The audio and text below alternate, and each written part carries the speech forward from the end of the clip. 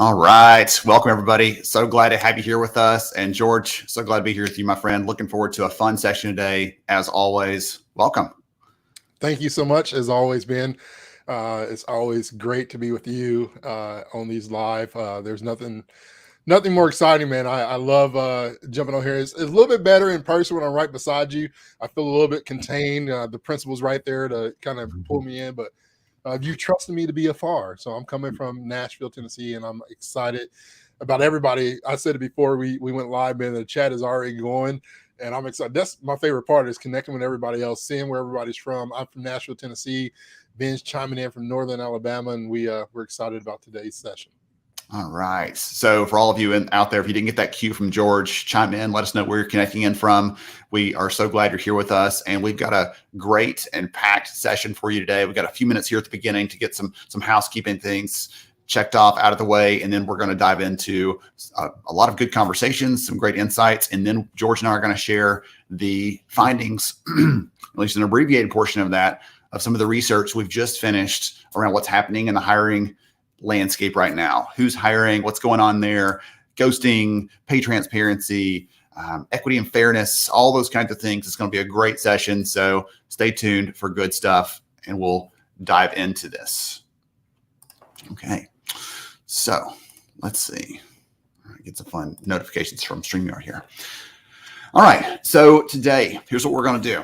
We are going to be giving away some great stuff to all of you that are chiming in, that are listening, that are communicating with us during the session. So let us know what you're learning. Let us know what's interesting for you. If you've got a story to share, please do so in the chat. Feel free to play a part in that. We want you to be an active participant, not just a spectator. We bribe you for that. So we have some great giveaways, have some copies of my new book that I'll be signing and sharing out. We also have some goodies, courtesy of Goody. Didn't mean to do that. The team over at Goody has donated some things for us as well. So I'll give them a shout out in a minute, let you know how you can get a free gift there, but also they'll be giving some things away as we go through the session. So stay tuned as well for that. We just got our confirmation a few minutes ago from HRCI. Credits are approved. SHRM credits already were approved. So those details will be going out after the event. You have to attend to get those. You have to be registered to get those. And last but not least, occasionally George gets so awesome that he breaks LinkedIn. It's like hangs up, freezes up. It may reload your session. It's okay. You'll just come right back in. It'll pick you up right where you need to be. If it continues giving you hiccups and stuff, you can jump over to the Facebook stream on HR Summer School, or you can jump over to the YouTube stream under Ben Eubanks, and you can find those pretty easily with a quick search and just continue there on. You should have got an email with those details, but if you didn't, you can find this pretty quickly, pretty easily. All right. Speaking of Goody, thanks to them, we have some great sponsors that have come alongside us to partner and make sure that the event is going to happen today and go off amazingly and give some great stuff for all of you. Goody has done some good stuff for us with our summer school events in the past and continuing to support the event series we're putting together. So if you are working through trying to figure out how do we connect with people, how do we make sure that our new hires are excited, how do we make sure that they don't say yes and then don't show up on day one. What can we do to build that relationship? One of the things that we're seeing more companies do is use tools like Goody to help reach out, connect, send something kind of fun, some swag, something like that. So you can try that out completely for free, send a gift to someone, and explore that a little bit. On goody.com/business is the way you do that. And again, as I mentioned, they'll be sharing some giveaways with us during the event today. So at the very end, stay tuned till then, see if your name gets called out to win some prizes, because there's some good stuff coming that way. Now, here's what you can expect for the next hour and a half, 45 minutes or so that we have together. So we're getting our housekeeping announcements checked off now. We're going to have a couple different conversations coming along here. First one's going to be with Mike Foster. We're going to talk about these different topics that are priorities for all of you. We're pulling from the research some of the key insights, and then I get a chance to discuss, debate, all those kind of things with these different leaders about what they're seeing, how they're experiencing this, to the employers they're supporting, things like that. So the things you see here as topics are probably relevant to every single one of you. And if you're like, we're pretty good there, stay tuned. We'll change topics every 15 minutes or so for that first hour and cover a lot of things. Then we're going to transition. George and I are going to be sharing research release, sharing with you what we're seeing in the data.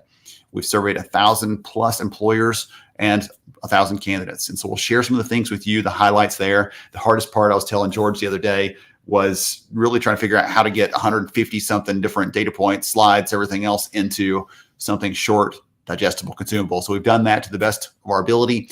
And there'll be lots of other things. We'll let you know if you want to see other topics we can't cover in the time today. We'll give you a list of those, and you can let us know what you want to see more of. All right. And last but not least, we'll wrap up with some good giveaways, all those good things. George, anything else before we get started here? I don't want to take up too much time. I'm actually excited to hear some of these conversations. So, without further ado, Ben, I think we should get started and let's learn about these trends that we're seeing and how they can apply into the workplace and really adapt to what we're seeing in 2023. Awesome. Wonderful. Okay. So first up, we're going to hear from Mike Foster over at Advanced RPO. We're going to dive into some fun things. Again, be ready to take some notes. Let us know in the chat what things you think are interesting, what you're learning from. I'll make sure and tag Mike and Advanced over there in the chat as well so that you all can connect with them if you want to, because you're going to enjoy this conversation. Hang tight. Here it comes. And I'm so happy that you're here with us and hope you enjoyed hearing some of the neat insights and ideas already in the session. We're going to get to some more. Don't you worry about that. I'm so excited with this next conversation because I'm going to dive in with Mike Foster and talking about some of the things that they are seeing over at Advanced RPO within the hiring space. They support lots of employers that are trying to figure out how to navigate what's going on. They're supporting them with their hiring activities. So they are on the front lines of all these things. And Mike, I'm so glad to be with you here. Yeah, no, and it's an honor, and I appreciate the invite, and hopefully we have a nice, productive conversation. So very excited to join you here. Absolutely. Well, we'll let the audience give you a ranking after we're done with this and give you a thumbs up, thumbs down. All right, it's going to be a good that. one. It's going to be a great one. Absolutely. So before we get into some of the fun things that I want to cover, like ghosting and some of the other hiring for remote workers, take just a minute and tell the audience a little more about who you are and what you do. Yeah. So again, my name's Mike Foster. I'm an account director with Advanced RPO. I'm remotely based out of Charleston, South Carolina, originally from the Philadelphia area, which is why you won't hear much of a Southern drawl coming from me. But I've been in recruiting now for over 15 years, of which 12 of those have been with different RPOs in that space, of which 8 years has been managing client delivery recruitment teams. So as an account director with Advanced RPO, my position is really kind of twofold. Is one, I work directly with our clients in making sure that when we come on board that we're providing the best recruitment process, the most efficient recruitment process that's going to result in, hopefully the best candidate, hiring manager, and recruiter experience as well.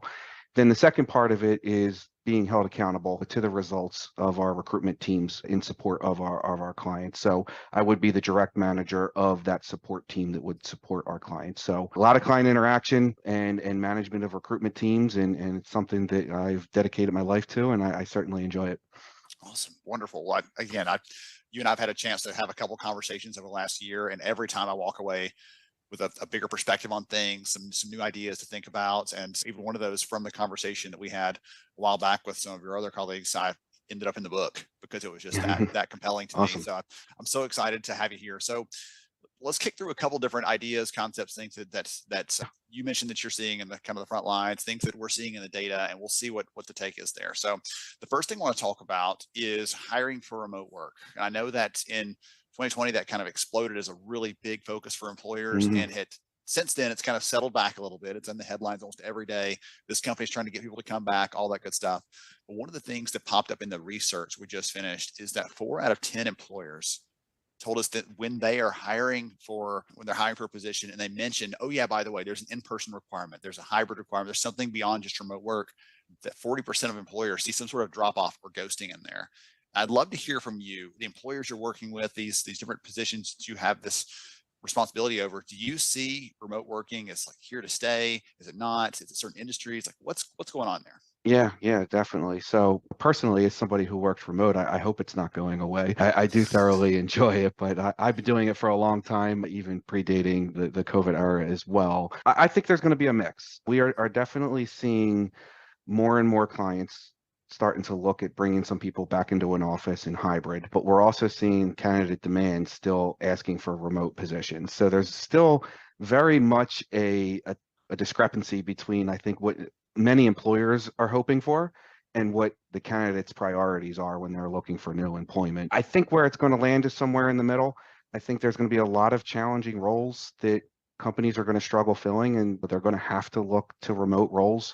I truly believe for the remote roles that have really strong goals or metrics tied to them seem to perform very well from a remote perspective as well. So I think you'll see those positions really kind of start sticking around. But one of the more interesting things that I've actually heard relatively recently is across advanced RPO and all of our postings across all of our clients, in particular on LinkedIn, we're seeing right now 5 times more applicants to positions that are posted remotely than positions that are posted hybrid or on site. And in some discussions with LinkedIn, to make it even more interesting, is LinkedIn is certainly seeing that the folks who are applying to jobs remotely aren't even searching, looking, or acknowledging positions that have on-site and hybrid. So they're 2 very different candidate pools, with one of them being very much a larger candidate pool at this time. So as I said, it's going to be interesting to see how it plays out, because I think candidates are still demanding the remote work. I still think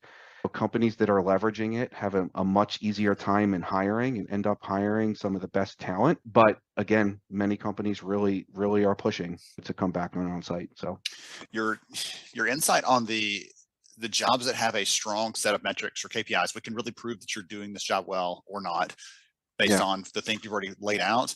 That's a really interesting piece to me, because when we think about, as you said a minute ago, like every company's not the same, and even every candidate's not the same, but every job isn't the same either. Some jobs would be well suited to that, and we know some jobs definitely are not ever going to be remote because you can't drive a forklift remotely or whatever else. But for people who are in other types of jobs, I'm trying to think about where that line might lie, where you can say, okay, you know what, we've got a good enough set of requirements. We know what this person's supposed to look like. We know what good looks like in this, whether they're in person or not. We can really define that well. Then you can actually have more comfort in doing that and feel like if you're getting what you're supposed to be getting, what you're paying for essentially for those positions. It's a really neat, again, I want to explore that a lot, but I know. And I kind of reflect back to, if you go back to 2010, 2011, when remote work kind of gave its first go around of, you started seeing companies do it. And I was hybrid actually at the time, working, and the technology just wasn't there. I remember trying to connect to a Zoom meeting at the time, or whatever software it was, and it never worked, and kind of fought through it. But there was a lot of trust issues and things like that, from employers back to employees and things like that. And right around 2013 and 14, you saw a really big push of getting back into the office. Companies like Yahoo, Microsoft, and things like that were kind of, front runners in the news when it came to bringing people back into an office.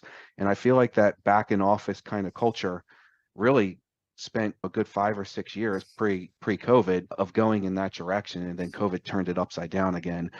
What I would definitely see as a difference between that time and now is the technology to support remote workers to do what you and I are doing right now, and doing it comfortably. It's a world of difference between then. But there still is very much that trust issue with hiring managers and their employees, and the hiring managers that put trust in the people that they're hiring and what they do, and are able to track metrics and track goals and things like that without having to over the top micromanage people, seem to be the ones that are most successful within the remote roles. There's a great book written years ago, and forgive the title, everybody, but it's not my title. Why work sucks. And it all looks at how Best Buy had started transitioning to this thing they call the results only work environment. That's why your goals thing and your metrics thing really struck me a minute ago, because they realized at the beginning, we have to do this first. Otherwise we don't know if we're successful in this or not. And we'll never know. Yeah. And so instead of just saying, well, we're going to do it because candidates demand it, like, no, it's good for the business potentially if we know the right things, we're able to prove those things. So there's a lot of good stuff in there. There's a lot of stuff in there. And when you think of good for the business, one of the other interesting things that we're starting to see is people have been working remote for a little while now. And when you're reaching out to them for an on-site or a hybrid type of position, there seems to be a cost to come along with that. And me personally, I've even reflected, if I had to go work into an office or hybrid, what does that cost when you think of commute, when you think of some of the flexibility and things that do come along with it? What does that cost? Yeah. And we are certainly seeing that people are going, well, if you want me to come in hybrid, you got to pay me X. And there's some cost savings to go along when it comes to salary and some additional benefits, because it is a perk when done correctly. So we are certainly seeing that. And then to get back a little bit to your ghosting part of the data that you see, We do see that. What we have been advising our clients and the clients that have been seeing a really big reduction in this is the transparency of the location. Put it in the job description right there. This position is hybrid, requires 2 days a week, Wednesdays and Thursdays in the office. And this is what our expectation is of you. People who are dead set on remote work or aren't interested in that, they won't apply. And frankly, they're not wasting anybody's time. What tends to happen when we see the ghosting is clients that want to just kind of advertise to the masses, and when a recruiter gets on the phone, kind of gives them the, oh yeah, this is a hybrid position, they say no thank you. Or it starts off as a hybrid position, then or it starts off as a remote position, then all of a sudden it gets decided, well, no, we want this position to come in to the office 1 or 2 days, and then that's right around offer time, and the person backs out. And you hope that they give you a notice, but in today's world, ghosting is a very common. But you can mitigate much of that by being transparent upfront with exactly what that is, right in the job description, and making sure every touch point, the recruiter, the manager, whoever's talking to that candidate is saying the same message around what that location is. So that's a great recommendation for everybody listening into this. Is the transparency piece popped up a couple different ways in the data this time around. So we asked a question of candidates: why are you ghosting employers? And the number one reason is, when I learned more about the job, more about the company, it wasn't for me. And this fits in that bucket, right? That could encompass a lot of things. Oh, like, wow, that manager was a jerk. The recruiter treated me like whatever, right? They weren't friendly. Like any sort of thing that you find out, or like, oh wait, this is a company that sells dumpsters or something like that. I'm not excited about that. And once they get into that, after they've just applied for the jobs blindly on Indeed or wherever else, they realize this is not for me. But this is included in that. When you're like, oh wait a minute, I thought it was going to be remote, it's not. And so for the employers out there listening in, you're thinking about, okay, how do I balance this out? Because we still need candidates, we still need people to do the work that we need. Be open about those things, as you were saying there, Mike. Be open about those things. One of the other areas we're seeing some interest from candidates is be open about the pay. I know some places have to by law, but we're seeing more interest from candidates in other places where it's not required. It may be less common to do that, but there's some interesting data that came out from some economists that were looking at that, and they said, hey, if you're advertising a job that has an advertised pay rate in it, it costs less to advertise that job. It gets a higher click-through rate. Similar to what you were saying earlier about the interest in the remote piece. So there's some things we can do. We'll say to game the system, because that sounds like a negative sort of thing, but there's some things we can do to make it more attractive and appealing to candidates. And it's not creating new things. It's not doing extra work. It's just telling them what you're already going to be doing anyway. Yeah, no, and I 100% agree. And when you think of transparency, everyone in today's world goes right to the pay transparency conversation. And I think you hit it right on the head. The job posting sites, the advertising sites that you're working with are all ahead of where I think everyone is as far as pay transparency and things like that. So algorithms are driving all of this. The jobs that don't have any kind of pay information in it, unfortunately, you're on page 5. If you put your pay information, all magically you're on page 1 or 2. And that's if you're lucky, you'll get on page 5 sometimes when you don't have it, because what they're also doing is estimating the pay based off of what they consider some market intelligence. So I could speak for one role we were working on that didn't have any kind of pay information, was posted in California, and it got estimated on it, and unfortunately we found out was estimated like $80,000 less than what it was paying. So when we realized, why is nobody applying, looked at this job and went, well, we're paying much more than it's actually advertising. So what I have seen, the pay estimates are usually significantly lower than what most employers are actually paying. So it's hurting in the long run by allowing these systems to pay estimates and things like that. And I don't think the pay transparency is going away anytime soon. When you kind of think of the remote hybrid model, we've seen some clients that are nervous of recruiting in New York or recruiting in California, Colorado, where a lot of these pretty strict pay transparency laws are, which is what's driving them to then go, we only want people hybrid in this location. We don't want to go remote, because then we have to advertise pay in certain areas. So it's driving what I would consider probably some bad behaviors, unintended consequences, maybe. Correct. But it's only going to continue to grow from here. I mean, we saw that with the salary ban as it continued to grow throughout the United States. And my word of advice to employers is we've had a lot of time. This pay transparency isn't something that just popped here overnight. Even if it's not in your state where you're working out of, start preparing, start getting ready as if it's going to get rolled out in your state at any time. And one of the biggest challenges for employers, the internal equity. If you go post the position that 5 other people are working in your employer and you post it for $10,000 more a year than what they're making, you have some retention issues. So some conversations will be had. Yeah. So I say start working, get ahead of it, because it's a long process. It's difficult. It's not as easy as just pop some pay ranges on a job description. I think us in recruiting certainly understand that, but it just takes time. So really start looking internally at your organizations and start preparing for it, because it'll help you from a recruitment perspective for sure. And I also think it'll help from a retention issue. Absolutely. So a quick comment to the audience out there listening right now. If you've already done some of this, you've already started putting some of those pay ranges out there. If you've got a piece of advice or recommendation for the others who either don't have to do that or haven't had to do it yet, but may have to in the future, anything you want to share in the comments here would be super helpful as they're thinking through those things. You heard some good stuff from Mike already, but just share with each other. You're good at doing those kind of things, and that would help them as they're making that own path. Again, as Mike, as you just said, not necessarily because you have to, because it's the right thing to do, because it makes your job easier in some cases from a recruiting perspective, things like that.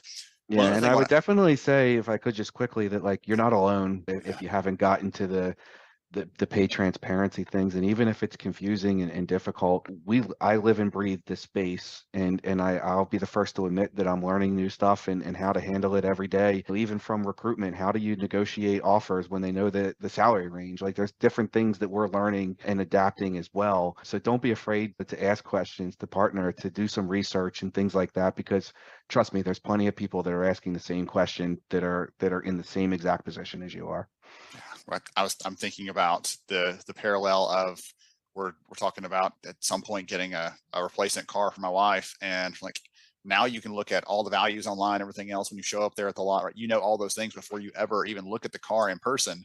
Yep. And that has to change it for them, and yet cars still get sold, cars still get purchased. Yeah. And so the same kind of transactions can happen, and it's just there's more symmetry of information. It's kind of the technical term of that. It's not just all one person holds all the cards and they'll let you see little glimpses here and there. Now it's a different conversation, and that may be okay long term. It's going to benefit in some different ways. Yeah, no, and it's an interesting comparison, because what you're seeing is the old days of posting a job posting. You take the exact job description that's 8 pages long and you post it up on monster.com are gone. You really got to look at, there's a job description and then there's a job advertisement. Excuse me. That job advertisement is really no different than your car example right there. Like, you're advertising everything about your company, about your process, about where it's located, about how much it pays, and as good as you can get on those advertisements and supplying as much information similar to if you're buying a car. If there's a ding in the car, you put that in the advertisement. You don't hide it, because that's what then in the end, when somebody shows up to buy the car and they see the ding, they may not buy it. So really kind of adjusting into a marketing advertising play from a job posting perspective is something that we've been working with a lot of our clients on. Excellent. All right. So we are getting close here on our time, Mike, and I want to make sure that everybody can reach out and connect after we're done. So if they want to learn more about what you and the team at Advanced are doing, if they want to connect with you, what's the best way to do that? Yeah. So obviously in the comment section here, I think there's a few people probably from Advanced that are listening into this as well, so don't hesitate. But what I would say is, hopefully you can see that this is a passion of mine. If you want to just reach out on LinkedIn, connect with me on LinkedIn, shoot me a message and just talk shop. I love it. And feel free to reach out to me.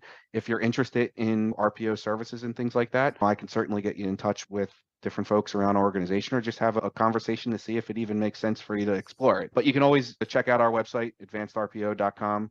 Has lots of information and lots of different materials there for to help make that type of decision. So what I would just say is, don't be afraid to reach out, and I'm always open to connect with anybody.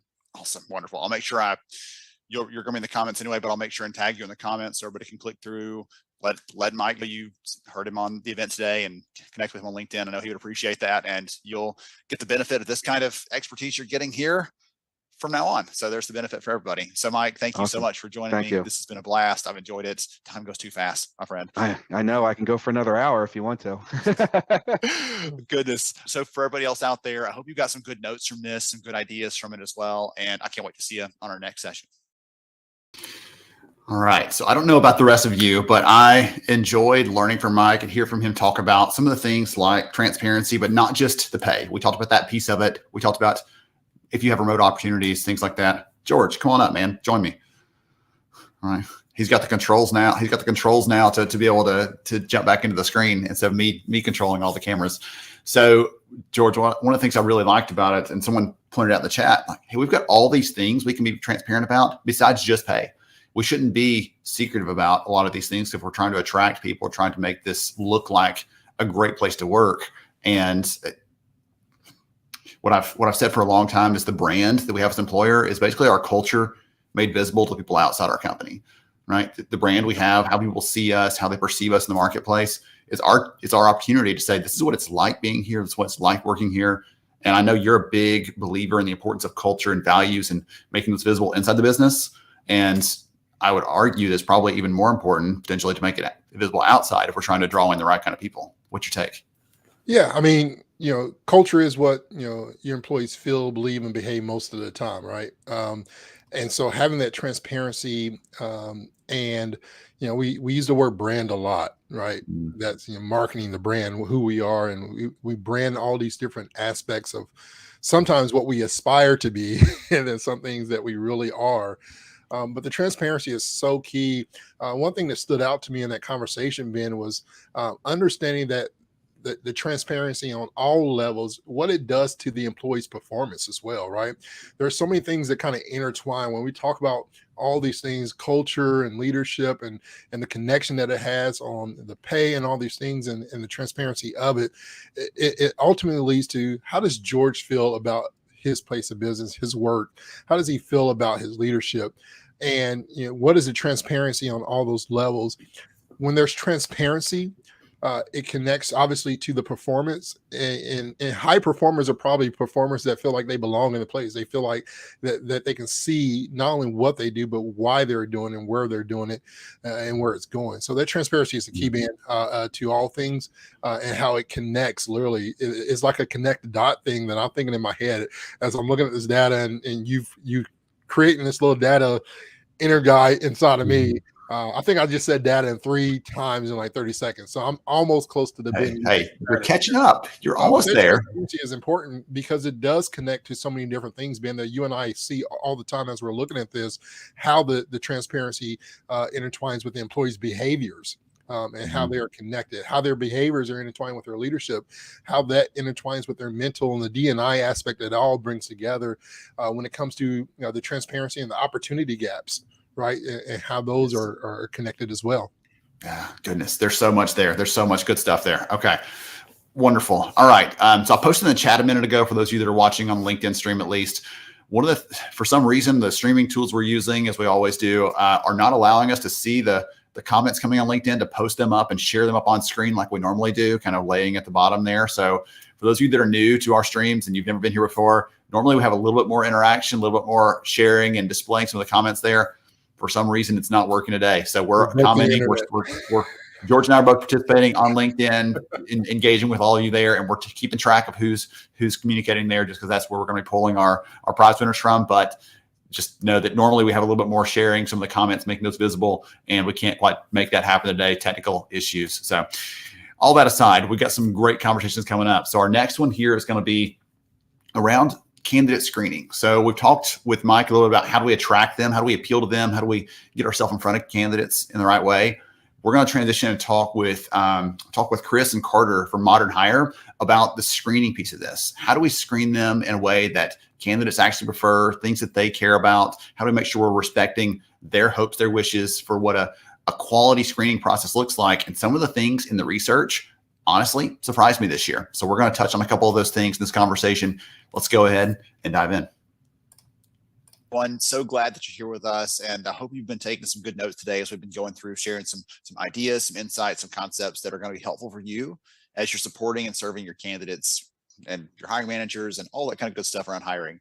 I'm so excited for this conversation here with the team over at Modern Hire. So I have Carter and Chris here, and we're going to be talking through some of the things that they're seeing and serving the employers that they're working with across trends in candidate experience and some of those kinds of things. They do a lot of work in the screening space. It's what they're known for. It's what they're great at. And so I'm hoping to touch on some of that probably selfishly because I want to know more about what they're seeing, what those trends are. But Carter, Chris, so glad to have both of you here with me and looking forward to a great conversation. Before we dive into some of the good stuff that we're going to get to here for the audience, Carter, would you go first? Let us know a little more who you are and what you do, and then we'll pass that over to Chris. Yeah, sure. Thanks for the intro, Ben. I'm an industrial psychologist by training at Modern Hire. I wear a lot of different hats. In one, I work on our professional services team. I do a lot of our ongoing analytics. So that's like turnover studies, business impact studies, adverse impact. So it's really just the ongoing support. So often with assessments, people focus on like, what assessment do you choose? But the reality is you have this assessment in place for many, many years. How do you make sure that it's working as well as it possibly could and aligned with your goals? Assessments are capable of doing so many different things. So how do we make sure that the company is getting what they want out of it? The other thing that I do quite a bit is that I lead a lot of our internal research. So like as consultants, there's kind of this expectation that we're going to be experts on a lot of different topics. And since we have so many clients, like so many, an individual at a company really only has line of sight to their jobs. We really have great data across companies and jobs and industries and countries. So one of the things that we do is that we try to do quite a bit of research. So we mine things like RFPs for like, what are people thinking about, and then use that to inform things. So things like completion rates and turnover and faking and all these types of things that we've seen, just making sure that we're able to come up with data informed expertise about these different issues. Oh, goodness. I want to ask you about all those, by the way. All right, Chris, your turn. Excellent. Yeah, thanks for having us on, Ben. So similar background to Carter's, industrial organizational psychologist, been with the current company, Modern Hire, for a little over 10 years. So yeah, I do a lot of the similar work Carter does in terms of looking at those ongoing analytics, how well is an assessment working and such. But then also I serve one of my primary other roles as a project manager.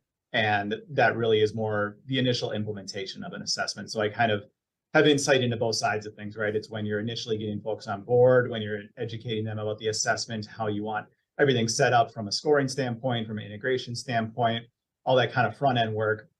I'm involved with a lot of those projects, but then also get to see kind of the back end and lead the team that kind of optimizes or calibrates those assessments when they've been live for a year or two, and even beyond that, to really, everything Carter said, demonstrate the ongoing impact and modify it as they see fit. And that's, in terms of just Modern Hire, speaking more broadly, that's really the value I think we bring, and kind of one of our differentiators in the market is that, we don't just kind of set an assessment and forget it. We're always staying close to it. We're staying close with our clients. We view it very much as a partnership and want to continue to evolve the assessment based on data-driven analytic insights that our team's able to uncover. All right, so we have a couple topics that I want us to cover in this conversation, but I want to go completely off script for 1 second and ask you a question that you were not expecting. All right, so we'll go with implied consent here. I'm curious about, because both of you have this very analytical scientist sort of approach to the work that you're doing.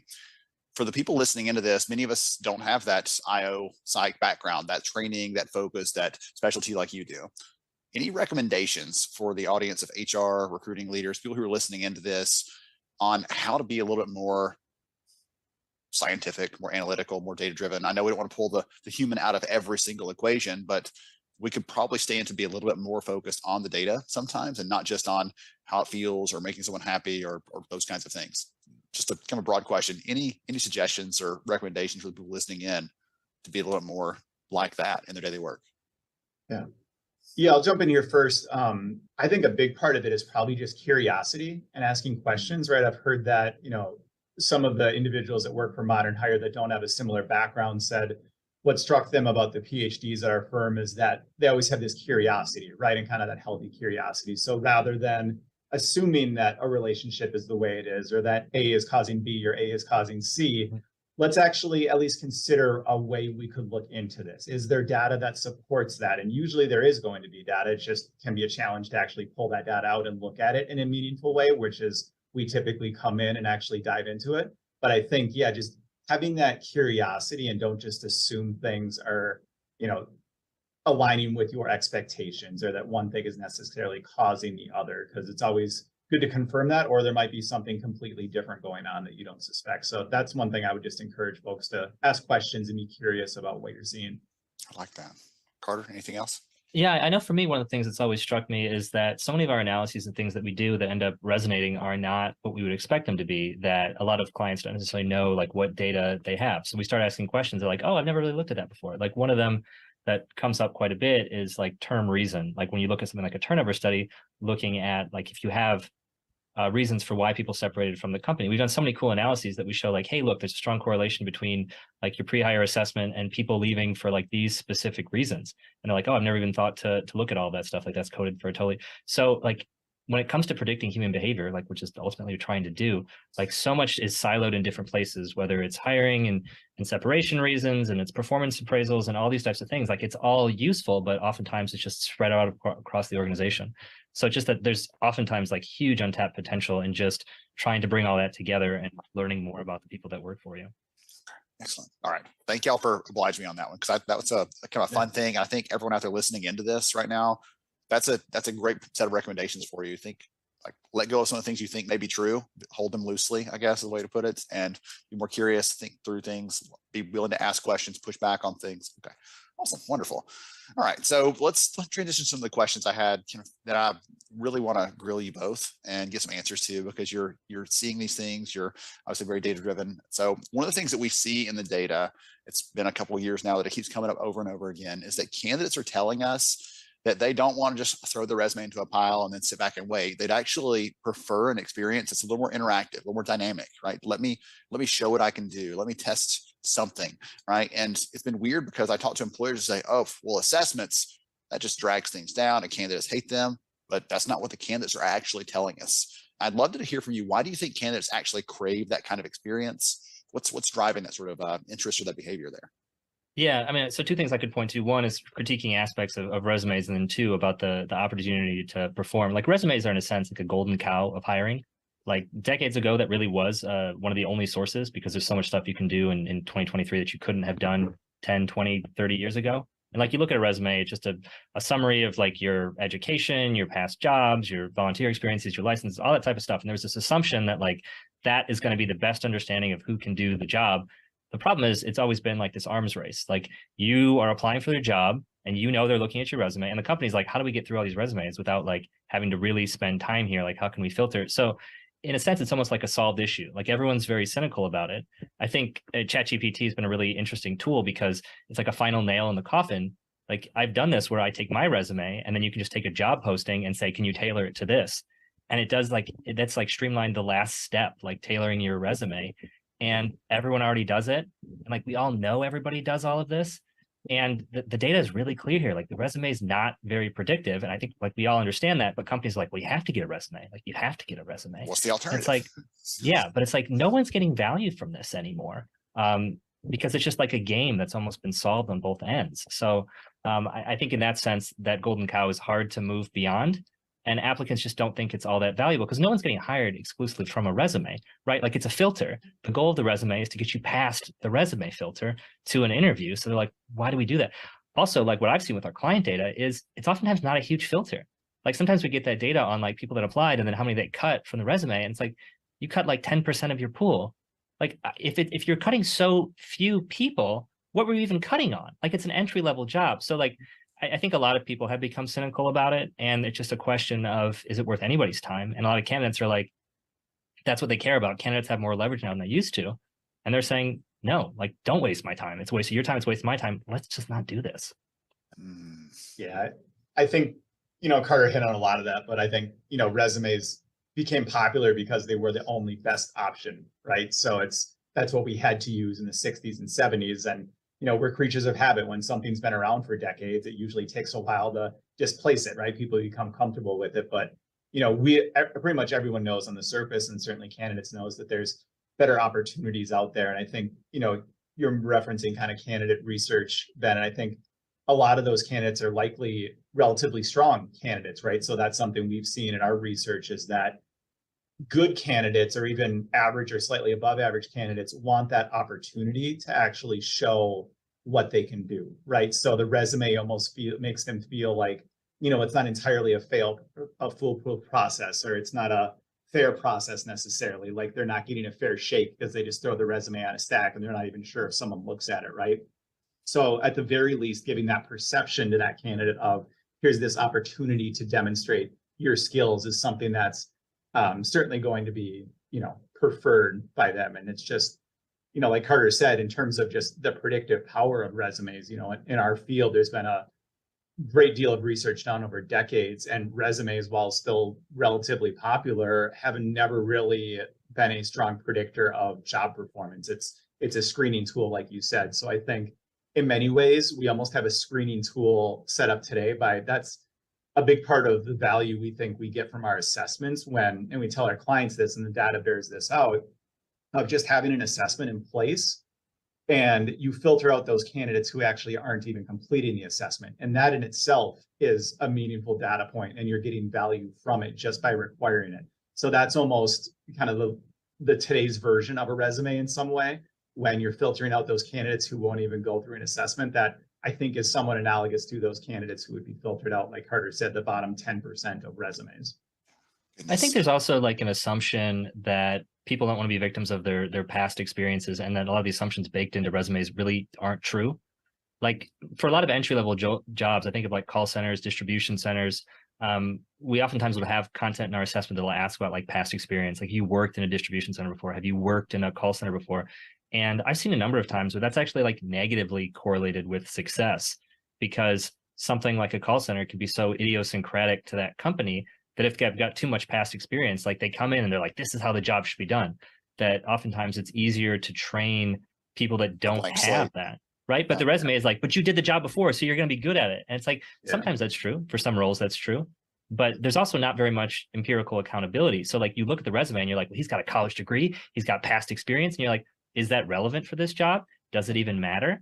And I think a lot of applicants have that attitude, especially younger people, where they're like, this doesn't matter. Like, this isn't job relevant. I think that's where a lot of the lack of interest in resumes. We've heard that directly from some of our clients, actually. Sorry to cut you off, Emma, just one more thing. Like, they've actually told us, in terms of experience, it's actually a bad thing if you had other, like call centers specifically that Carter mentioned, like, we want people fresh out of college or even high school, right? Like, because people, they've said, develop bad habits or do things differently than we do them here. So they actually, if you reverse code, if you will, like, we want those people that with no call center experience. Let us teach them the right way to do it.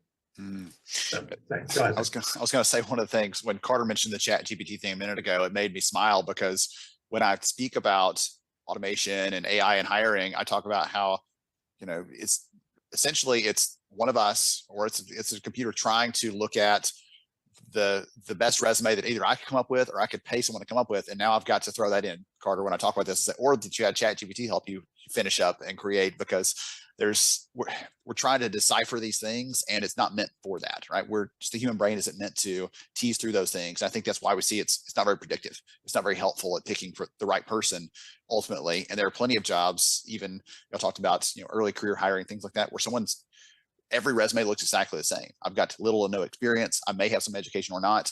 Please hire me. And they all look the same. So the resume isn't doing anything to help you sift through the pile at that point either. So I was gonna say, to me, I think the ultimate irony is that companies have been using AI to score resumes for years, and now the candidates can flip it back on them and use AI to create the resume. So it's like AI talking to AI, and like, really, this is just, it's ridiculous. Yes, take that. Okay. Exactly.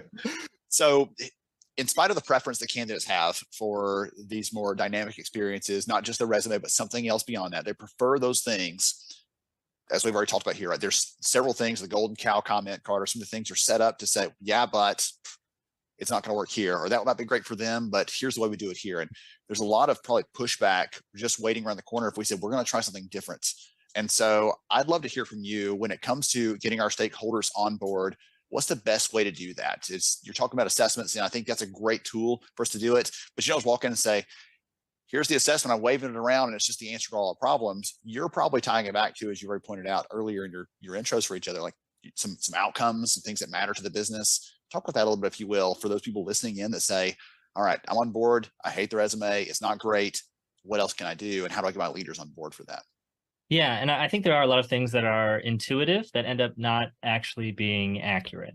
So one of the hardest things to do in any application is to add additional content to it. Like, the trend the last decade has always been shorter, shorter, shorter. That's probably the number one feedback that we get, is like, hey, this assessment's great, it's working really well. It's going to be even better is if the assessment was shorter. And I feel like every other step of the application process has had this scrutiny. So when you come in and say, hey, I want to add like a 20-minute assessment to this, there's necessarily going to be pushback, because the concern is that whatever benefit we get from this is going to be negated by, we're going to lose additional candidates from dropout, or candidates won't want to take this, and I think that's a fair concern that they come up, because that makes intuitive sense, right? But the data actually suggests this really isn't true. Like, this is one of the interesting things that we've done with our own research, is looking at who's leaving. Like, we know that not everyone who starts an application finishes the application. And one of the things that we found when we've gotten client data from this, the very first page, like we always hear, like they drop during assessments, but nowhere else. Like when they apply for a job, they know they have to do these steps, but an assessment, that's a bridge too far. A fun study we did a few years ago with a client, actually was a distribution center. They gave us data on literally every single page of their application. The very first page where someone gets asked like their first name and their address, which you'd think every job is going to ask this, right? Like certainly you expect this. And 10% of their applicant pool dropped out on that page. So they apply for the job. They're like, what's your name? And they're like, no, I'm out. Way too hard. 10%. And I think what's fascinating about this is that, like, this was a surprise to the company. Like, no one's necessarily looking at these things. The truth is, candidates are still browsing up until the first couple of weeks on the job, whereas a company sees an applicant as serious the second they click on the link. And the truth is, something like assessment dropout is closely tracked and monitored, because your vendor probably reports on that. Most of them do. Whereas all the other dropout, like, even though like this was like a Fortune 50 company with a like big staff, like when we told them that they lost almost 10% on the first page, they were like, what? Because they'd never even looked. Yeah, and it's interesting. Like, yeah, we certainly get a lot of pushback from that perspective of something being too long and losing candidates, because that's like, a lot of it, I think, comes back to the unknown, right? Some of this is, you know, you might term like a black box, right? They're not aware of those candidates that are dropping out at that stage, and they might not be aware of how a score might be generated in an assessment, right? So if you know, compared to a resume, when you can directly compare these two sheets of paper, and regardless of how invalid or non-predictive that might be, they're still a little more tangible, where, you know, with our assessments, we generally report back, you know, maybe a 1 to 5 score on someone, right? How likely they are to succeed. And there's still, for folks that are using that, some ambiguity around the assessment a lot of times. Like, okay, where did that come from? Where maybe this, you hear the term like not a great test taker, maybe someone got a little overwhelmed, and like, how predictive is this supposed to be, type of thing. And just so the education, I think, around the assessment, and that's something we always try to do. You know, I mentioned my role as a project manager rolling out assessments, try to do as much education as you can around how this should be used and leveraged in your hiring practices.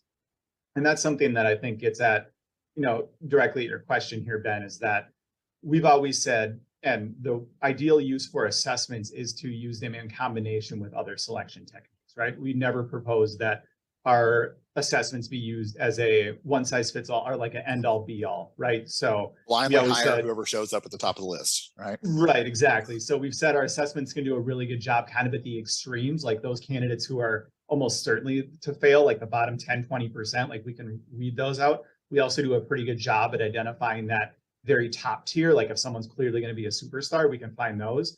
But in terms of looking at, you know, someone in the 68th percentile versus the 57th, like those, there's very fine lines kind of separating those. So that's where you want to use your expert judgment, interview both of them, take a deeper dive into each of those candidates, because we know people in the field that are those hiring managers that may have been hiring into this role for 5-10 years. Like, clearly they have expertise. They know at some level what it takes to be successful.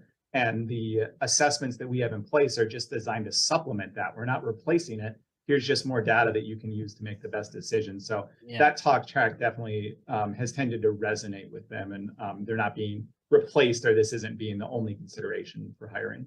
But two things I do want to add just before we finish off this question is that when you have stakeholders that are pushing back on something, in some ways that's actually a good thing, because it means your stakeholders are invested in the process. They actually care about that. And the reason the reason they care about it is because it impacts them directly. So these are typically data-driven people. Like, if you can show why this is actually going to benefit them, this is going to help you address turnover, this is going to get you higher performers, like that type of argument is incredibly important to be able to make to these stakeholders. And you're going to have trouble doing that without like a robust hiring process. The other piece is just the transparency, that oftentimes corporate comes in and tries to steamroll something. They say, hey, like, we're smart, we have these advanced degrees, this is what we do. And they just try to shove something like an assessment down everyone's throat.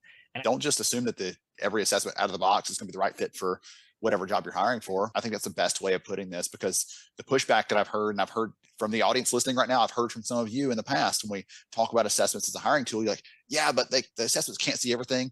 And guess what? They're not designed to. You already heard Chris and you heard Carter say they're not designed to see everything. They're designed to see pieces of the job that are very predictive of someone's success. And then it's up to us as humans to come in there and figure out the rest of those pieces of the puzzle. Anything I left out there, guys? I was gonna say, I think the other thing that people don't really talk about, and I think vendors don't want to lead with this during the sales process, your best assessment is usually a couple of years after launch. Like, unless you're feeding it local data, adjusting the algorithm, improving group differences, improving it with local turnover data. So I think so often there's that fight up front to launch the assessment, but no one wants to talk about the years of work it takes you. Like, if you want to shorten your assessment, improve its prediction, like, it takes actual work. I think I'd add too, there's certainly, just kind of add to your question almost, there's the tendency for stakeholders to kind of lock in to something they can actually see and something more tangible. So obviously, when we're able to get evidence around the assessment and predict quality of hire, that's a big step for us. And Carter said we're generally able to get that a year or two down the road. But, we do get some pushback as well, where you'd have a candidate that, for whatever reason, a manager is convinced will do very well in this role, and they have them go through an assessment. And if they don't do very well, then that can just crush all the buy-in and whatever you've built up in the assessment. So that can be a point of pushback as well. So it kind of speaks to your question around some of the hesitancy. There can be, we can have 1,000 candidates who have gone through it and discovered the assessment's very predictive. But if the manager sees one individual that should be a superstar that didn't do well, that they kind of latch onto that. So that's some of the resistance we fight as well, kind of speaking to that question. Yeah, excellent. All right, good stuff. All right, so we are at our time. We blazed through all of this. I knew it was going to go very quickly. I'm going to make sure and tag both of you in the comments if you're okay with that. So hopefully you are, so that people can reach out and connect with you on LinkedIn, stay in touch with you, stay up to date on your work. Hey, everybody, if you're doing that, just ping them and say, hey, saw you on the live stream. Really enjoyed your insights. Even if you didn't, tell them anyway. But I also wanted to ask, as far as Modern Hire goes broadly, more as a company, is modernhire.com best place for people to go if they want to learn more about the work you are doing, how you're serving your clients? Yeah, heading out to our website would be the best opportunity. There should be opportunities there to add your contact information as well, reach out for demos, reach out for those information. So it's pretty intuitive to be able to reach out to us via that. So yeah, that'd be the best spot. And that's where a lot of our like white papers and stuff that Frosty and I put together over the years are all hosted on things like completion rates and turnover that we were talking about earlier. Wonderful. All right. I know the audience out there is a little bit on the data nerd side, probably wants to see some of those things and learn more. So perfect. Thank you both for this conversation. I feel like I could go for another hour just grilling you, asking questions, diving into this stuff, because I enjoy it, and you're making a real impact, not just on the employers you're helping to serve, but on the candidates who are finding a company that values and appreciates what they can do, which is a really, really fun place to be. So thanks to both of y'all for joining me. Great talking. Thank you, Ben. Take care. To everybody else out there, hang tight for more good stuff coming right up. Awesome. What another great session there that we had there. So we are, Ben's going to be joining us here in a second. He's going to be refreshing. We're hoping to get our system back together on that end so we can get the chats live and updated on the platform with you guys. Continue, as we always continue to comment. We appreciate everybody commenting in the chat. We're going to be throwing some of those up here and there. And also, as a reminder, we're going to be using those comments, the people that are interacting and being a part of it, we're going to be using those at the end to pick out a handful of people to give a little special prize to for commenting and joining in with us. As we get prepared, we're going to be going to another session here. We got the great Ben Eubanks with us, and we're hoping that we're back and refreshed and up live. Ben, thank you so much for joining us again, man. I thought you were going to leave me for a while. I was getting nervous. I wanted to leave you hanging for just a minute, George, let you just stretch it out just till it was a little bit uncomfortable and then come in and save the day. So here I am. I mean, I can talk. It'd just be, be a lot of things that we can talk about. But man, talking about the different assessment, one of my favorite lines in there is AI versus AI. Like, I got this thing in my head for some reason that I want to have a battle of Ben AI versus another AI data, and just see whose data, who can talk data the best, AI versus AI Ben. Oh, goodness. Well, I play at it, but the computers are better. Well, a lot of the research we have shows that the computers are going to beat us out on some of those kind of analytical things, but it comes to us to share it, to be the communicators, to be the ones that support people. So there's a good breakdown there, and we can do the things we're meant to do. All right. So this has been so much fun. Some great insights there from the team at Modern Hire. Again, I smiled every time Carter would call Chris Frost is his name. He'd call him Frosty. And every time he did that, I'd smile a little bit. So that was a really great session. Thank you to both you guys for that. Our last conversation here is coming up before we dive into some of the research findings with me and George is with Jeff Beckham from GEM. And so Jeff and I had a chance to talk through some of the data points that were relevant to the work they're doing, the way they're serving the employers and the candidates that they are impacting. We talk about some of the DEI pieces, which I know George is going to get very excited about. We also talked just a bit about the things we were edging into with the Modern Hire conversation about balancing the human and some of the automation stuff we can do. Right now, we have the tools to basically let a candidate apply and get a job offer. Like the entire thing can be automated. But where's that line we should draw about where we should and where we shouldn't do those things? So we talk a little bit about that and the benefit to us as talent leaders, as recruiters, but also the benefit to the candidate populations we're serving as well. So some really good stuff there. And we're going to dive into this one. Let's go. Everyone, I know we've had some great conversations today. And for our last one, I'm so excited to be here with Jeff because we're going to be talking about some really great insights from the research, some of the things that Jeff and the team at GEM are seeing in the marketplace. And again, it's going to be a great discussion, very practical, lots of good takeaways for all of you. Jeff, so glad to be here with you and looking forward to this. Me too. Thanks for having me. Absolutely. So before we get to some of the fun stuff for the audience, take a minute and tell us who you are and what you do, please. Yeah, I head up product marketing at GEM, and I joined the company after facing the classic problem of trying to hire and having not enough good people apply to my roles. And then I saw this cool product called GEM that helped me, and I knew I wanted to be a part of it. And then the whole me bringing in the home life is I got a little 2-year-old at home that keeps me busy pretty much all day and sometimes in the night too. There's no second shift where you can just hand that one off. You're on duty all times pretty much. Okay. That's my shift. Hey, I'm with you on that one. When our kids we learned after the first two, we had twins at first and we're like, oh gosh, this is crazy. The second or the third, the fourth one, we're like, okay, here's what we're going to do. You get this day, I get that day. And that way we're both not running at like 40% capacity all the time. We have to have one responsible adult in the house at all times. So it was a fun split. We figured that one out eventually. So good stuff. So for everybody listening into this, again, you mentioned GEM, you had seen this product. So I'm hoping some of that comes out in the conversation because I've seen what the team over at GEM is doing and it's pretty incredible, solving some big problems for recruiters and employers out there. And I want to take a second and just cast a big vision a little bit or cast a wide net here. You get a chance in your role to talk with a bunch of different talent leaders, different companies, different industries. It's this broad spectrum there. I'd love to hear from you because what we see in the market is there's a lot of noise, there's a lot of variety going on. And I'd love to get your take on that. What's most critical right now? When I talk to TA leaders, it very much depends who I talk to, the way that they feel about things. If I'm talking to someone in tech, they're just trying to get by. Everyone's seen the layoffs and other news, focus on fixing processes, backfilling the roles. And if you talk to someone outside tech, like we have a great customer in the manufacturing world, they're just trying to get butts in seats as fast as possible. And it's a totally different game. And in some cases, like another person I talked to recently heads up TA at a FinServe company, they're asking, how can we capitalize on the tech talent and bring them into our company because we need them to digitally transform?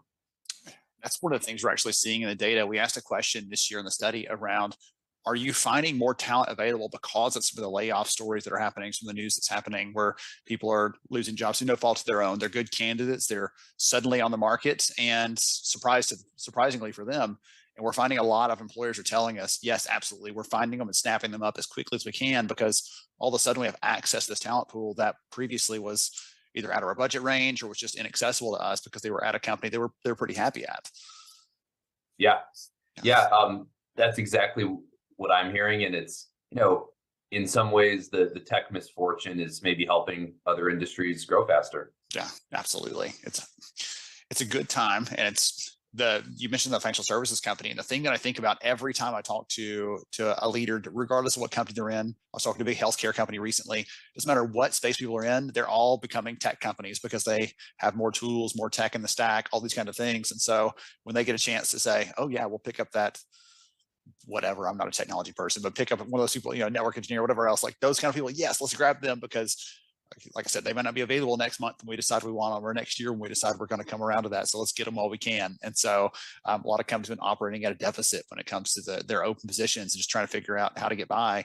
And now they have the chance to fill some of those roles and take some of the pressure off. So it's really, really a good place to be. Okay, so that's a big picture vision for everybody out there listening in. And you probably already knew that. Depending on the space you're in, you may say, yes, Jeff, I'm on this side, I'm on that side. Doesn't matter. When it comes to some of the other trends, the other things that we're seeing in the data, one of the things that stands out for me, and I can't wait to get your take on this because it's something that's been really interesting to watch, is this focus on DEI in the hiring space. And so we have seen for years now that it's been in the top 5 priorities for employers. Sometimes it's the number 1 spot, sometimes number 2, but kind of hovering up there at the top. But when we talk to employers, they're like, yes, we know it's important. Any recommendations of what we should do? And so I'd love to hear from you. When you're working with these different companies, how are they making this a priority? What are they doing to make sure practically, tangibly, they're making this a priority in their everyday activities? Yeah.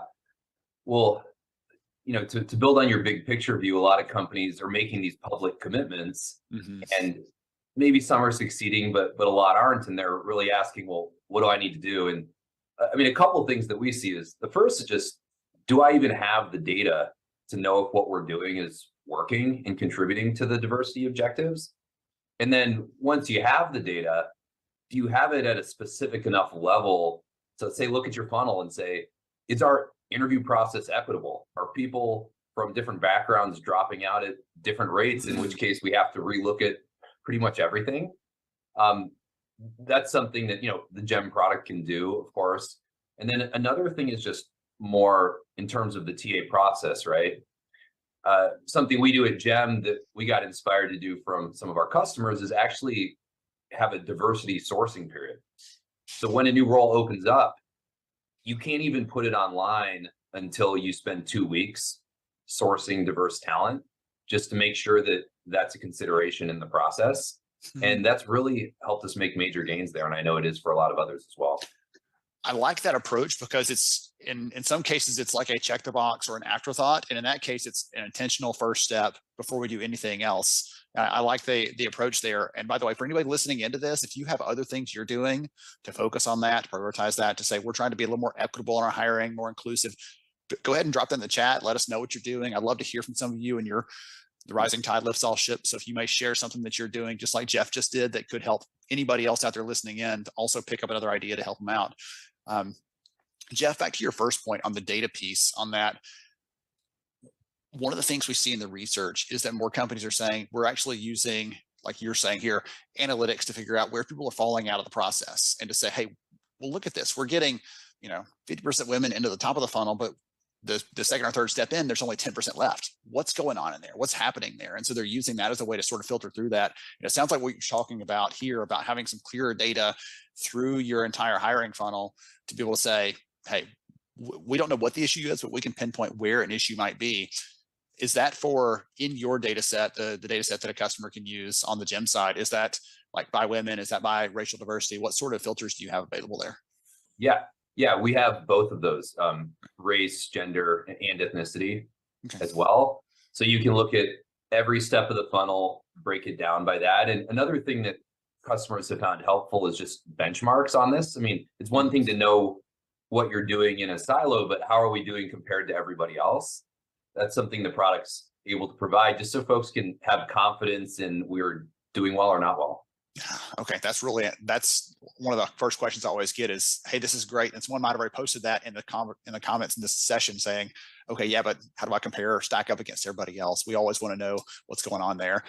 One of the other things, bringing it back to some of the tangible ideas that we talked about a minute ago, one of the other things we're seeing in the data is that employers are doing things like, hey, we're going to make sure that when it comes down to it, our recruiting teams, the people who are putting in front of candidates to screen them, everything else, they actually look like the candidate population we're trying to source and bring into the company. We don't have this homogenous group that all look and talk and act the same, because guess what? They all have the same blind spots, the same set of biases probably. So trying to make sure that the hiring teams are using reflects the kind of people they want to bring into the organization. What's your thought on that? Yeah, I see that a lot as well, and it's smart. And maybe the piece I'd add to that is it actually has to be a good place to work for diverse talent because there's lots of ways that people can find out what the culture is like. And so, like, actually making it good matters more than everything else. And then, of course, showcasing that representation in the hiring process.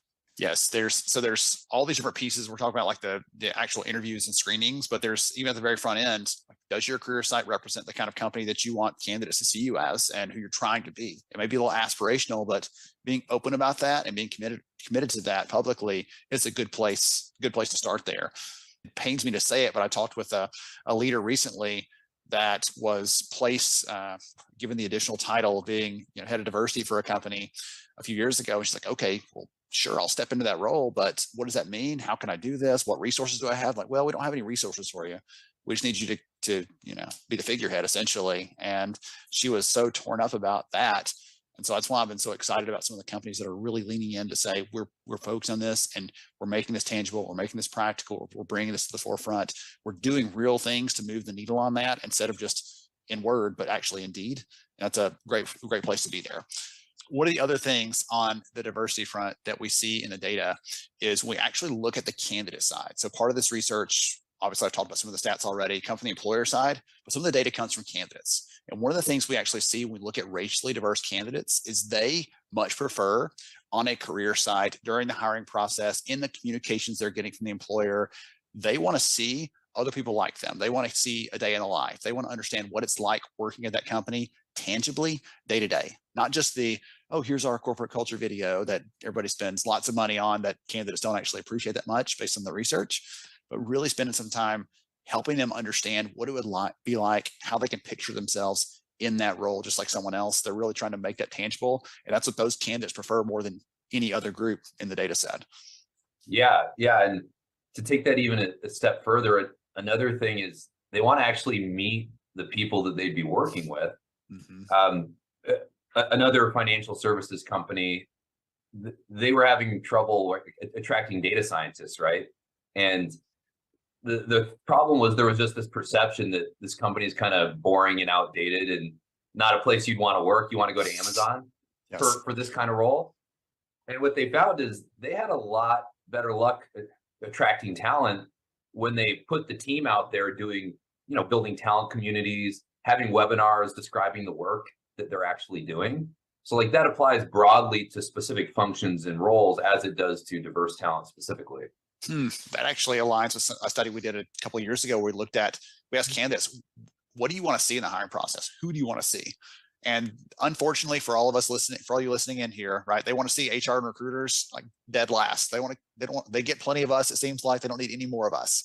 What they wanted to see was either the leader they'd be working for directly or people who would be on the team where they'd be working to understand more about, like, okay, I know what the company's like, but tell me what this team's like. Because even within the company, there's little subcultures and team dynamics and other things that never come through a job description. And you hope to pick up those things so you can make a more accurate choice as a candidate sometime before you get hired and find out, oh, I didn't know that was going to be there. And so they like being able to interact, like you're saying here, with some of those people, even if they're just seeing it one way, right? One-way communication, not interactive, but being able to hear from them, that helps them to make a better and more informed choice as a candidate. And let's face it, today, even in spite of some of the headlines and things, like you said earlier, there are other companies that are hiring quickly and just as rapidly as they ever have. And because of that, it's still a candidates market in many cases. They have choices. They're sifting through offers to see who they want to work for. And some of the things that you and I are covering here are really key factors they're using to discern and choose which employer they're going to let be their next employer, essentially. Yeah. Okay. Excellent. So the last kind of big thing I wanted to capture with you here in this conversation is around automation. I know that y'all support a lot of this with your customers and really enable them to be more capable, more effective, all those things. The big thing that we're seeing in the data is that more employers are considering these tools, are leaning into them, are saying they're actually adding value, but they're not saying, let's just automate the heck out of everything and keep all the humans at bay and not interact with our candidates. No, it's like, let's use these tools to be a little more personal, to be a little bit more human, to be a little bit more connected to the people that we're actually trying to support. I'd love to hear from you what you think that means when they're using these tools in terms of candidate satisfaction, in terms of recruiter satisfaction with their actual jobs and tasks. What do you think that sort of impact looks like? Yeah, I mean, starting on the recruiter side, I get a pretty similar story from every recruiter I talk to. Is they say something along the lines of, "I wish I just had more time to talk to candidates.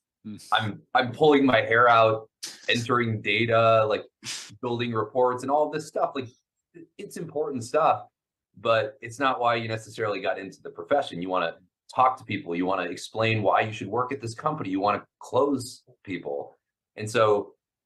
Automation can be great there, helping with data collection.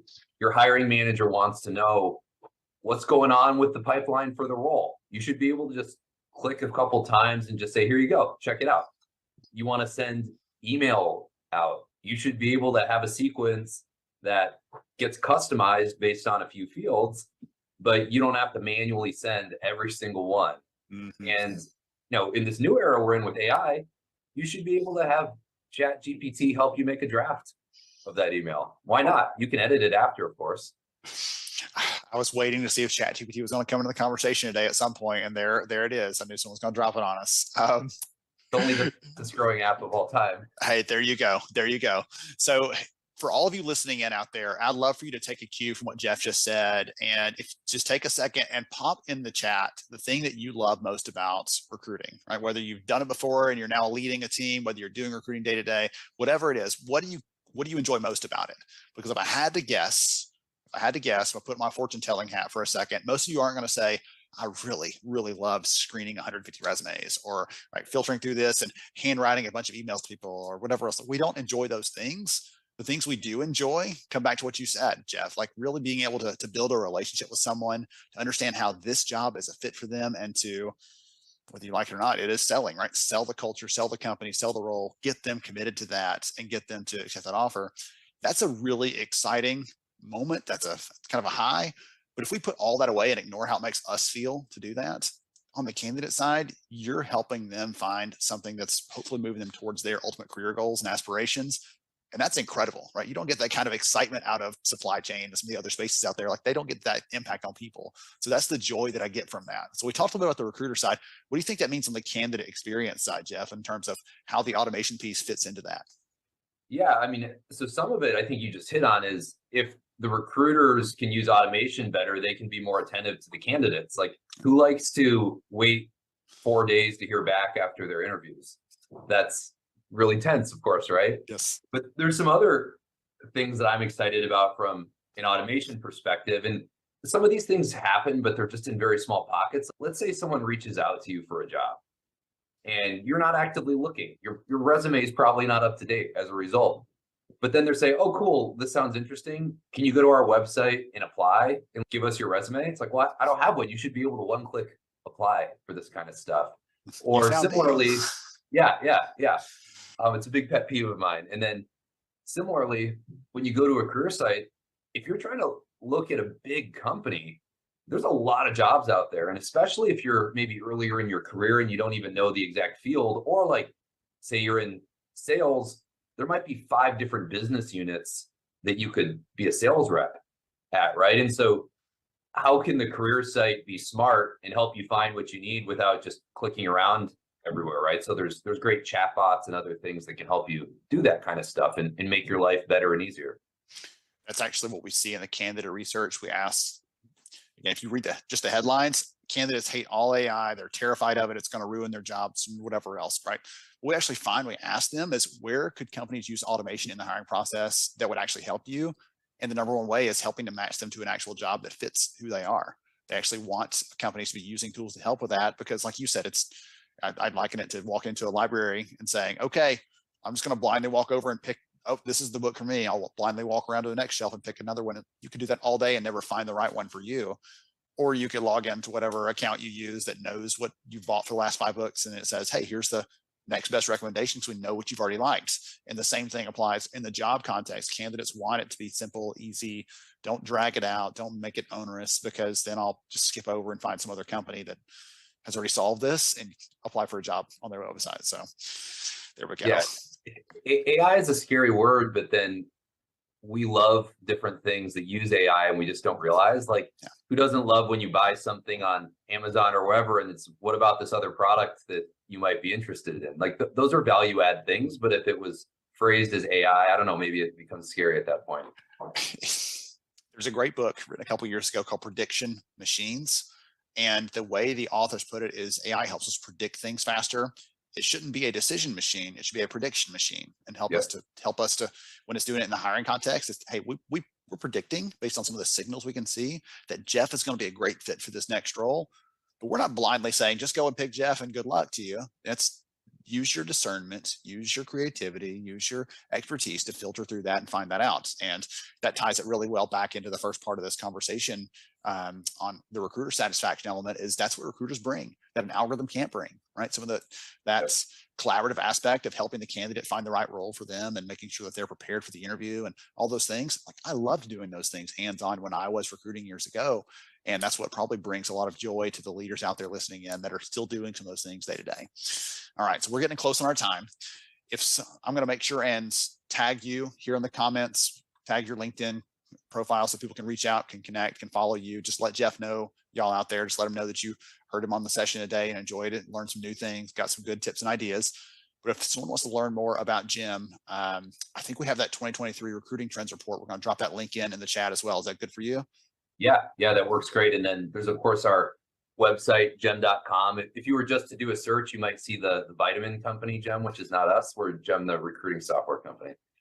So if you end up with vitamins on your doorstep, you went to the wrong place. Gem is for recruiting. So thank you so much, Jeff. This has been a lot of fun. I've enjoyed the conversation, got some good ideas out of it as well. And I know the audience has too. Thank you for joining me. Thanks so much for having me. Absolutely. To everybody else out there, stay tuned for more coming up. Okay, goodness. Had some great insights there from Jeff, and I'm loving watching the chat, George, as always, seeing the comments, the shares, people saying, well, this is working for us, or we tried that, don't do that. I love learning alongside and from each other as part of the process, because that's a big part of how we all get better. Anyway, so some good stuff there. Anything stand out to you in the session from Jeff? I know we talked on some of the DEI stuff that probably is near and dear to your heart. What's your take?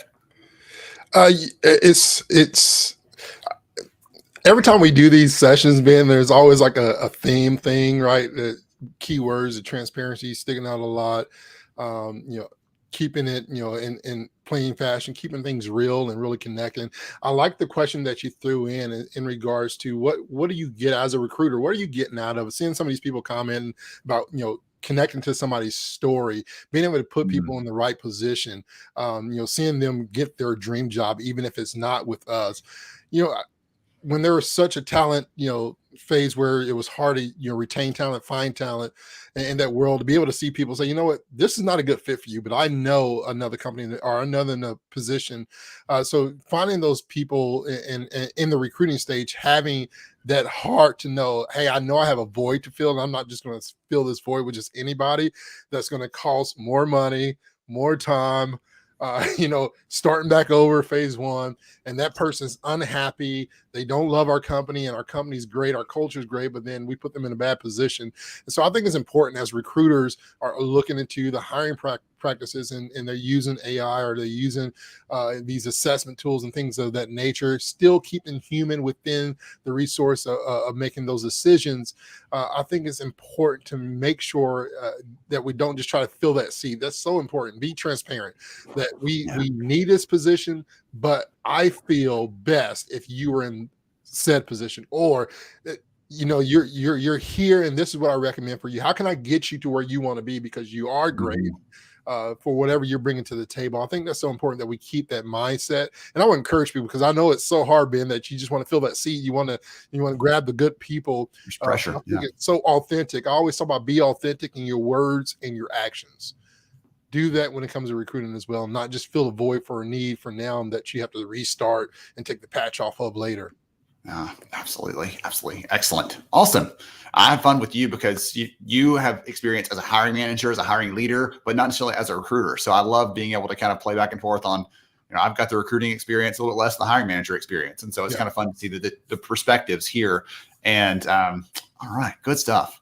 All right. Hope all of you are getting some good notes, some good takeaways, as I've said already from the conversation. I've got a long list of people who are going to be winning some prizes at the end, and we'll be continuing to grab a couple more names as we're going through here. So chime in. We're about to start sharing some of the data, some of the research really quickly. I'm going to flash up here. Here's here's what we're planning to cover for the next 40 minutes or so. So we've got a little bit of time set for George and I to go through some of the data. I'll take the lead on that because I'm the data nerd. You've already probably established that piece of it. But I'm going to ask George to comment. He'll chime in on some of those things. Then he's got some specific data points he wants to talk about in there. And then we'll finish up, give some prizes away. We'll announce who those are. We'll let you know how to get credits for this, all those kind of good things towards the end. So stay tuned, stick around, and you'll find out if you are a winner. Okay, I think we're ready. George, are you ready? I think I'm pumped up for this. Born ready. I'm ready to hear you be excited. There's nothing always. like a data smile. Oh gosh. Okay. So we're going to dive into some of the research here, and I'm going to try to tell some stories for you. I'm going to try to share some data points, some examples and things. So it's not just me throwing a bunch of charts at you. If you watch closely, there's only, I think, one chart for me and one for George. The rest of it's just pulling some key stats and things. So it's very consumable for you. Hopefully you'll get some good takeaways. And obviously you can save the link to this. So you can come back to it later and watch it again. Feel free to take screenshots. Let me know. I'll do the superhero pose or something like that in the middle of that. Now, all right, so let's dive into it. Let's have some fun. So the reason I love sharing the research with all of you, the reason I get so excited about this is because we know that disruption is constant. I was writing a piece earlier today about looking at hiring in the last couple of years, and it went from nothing to everything. And then now it's kind of this weird in between, as we already heard from the conversation earlier with Jeff, based on what industry you're in, what company size you're in. We're seeing some different trends there. And the thing that reminds me of is years ago, my dad actually we had a storm come through. My dad had a building kind of like the one you see here, and a piece of the roof blew off. And he was upset about this. I got to go fix that. I got to get around to it. I said, hey, let me do it. If you've heard this story before, just bear with me. But these hands were not meant to fix things. They're great at typing. They're great at designing slides. They're not so great at repairing physical things. But I, for whatever reason, said, let me give it a try. So I go over there. I've got all my tools and everything else. And I put the ladder up and realize I can't even get onto the roof. It doesn't reach. I'm failing and haven't started yet. So I realized if I back the truck inside the building and put the ladder in the back of the truck, I can climb out. Okay. I'm from Alabama. That's a thing we do. Okay. So here we go. So I climb onto the roof. I pull my materials out. I patched the roof, and I'm going to tell you, it looked incredible. It was the most amazing thing I'd ever done. And I could not believe that this was the work of my own hands. So I couldn't wait to get down and tell everybody else about this great work I'd done. And then I realized, as some of you may already have realized, that I just closed the hole that I climbed out of to get onto the roof. And so, like, spoiler alert, I got down. Okay. I'm here today. I didn't break any bones or anything else. I was able to find a way to get down carefully. But I love telling that story because when we solve one problem, when I patched that hole, I created a different problem. And sometimes in recruiting, it feels like whack-a-mole. You solve one problem and something else comes up. We finally caught up to the pace, and then this other thing changes. And so as we're sharing some of the data with you today, I want you to keep that in mind, that you're like, okay, I may have this one, but something else is going to be coming around next. And so I love sharing the numbers and the things with you because it's going to help you see what's coming, what's next, and get you prepared for that so you can prepare the rest of your team, the rest of your function, the rest of your department, all those kinds of things, even your other leaders in the business, your stakeholders. You'll know how to address them and what to talk about as priorities there. All right. So really quickly, here's the research coverage for those of you that are, in-depth data nerds like me. You want to know, okay, who'd this cover? So we surveyed 1,000 global candidates, most of those U.S., but some outside U.S., as well as 1,000 plus employers, same kind of thing. And you see the company sizes there. I share that just to say this is a really big study. Statistically, it represents the workforce. It represents the candidate population out there and the employers out there. So it's not a survey of 7 of Ben's closest friends. This covers a lot of different things. In terms of topics, we do not have time. I've already told you, we don't have time to get into all of these topics, but I wanted to give you a preview of what this covers because the report's coming up. I'll give you some more details on that towards the end, but this is what we're going to cover.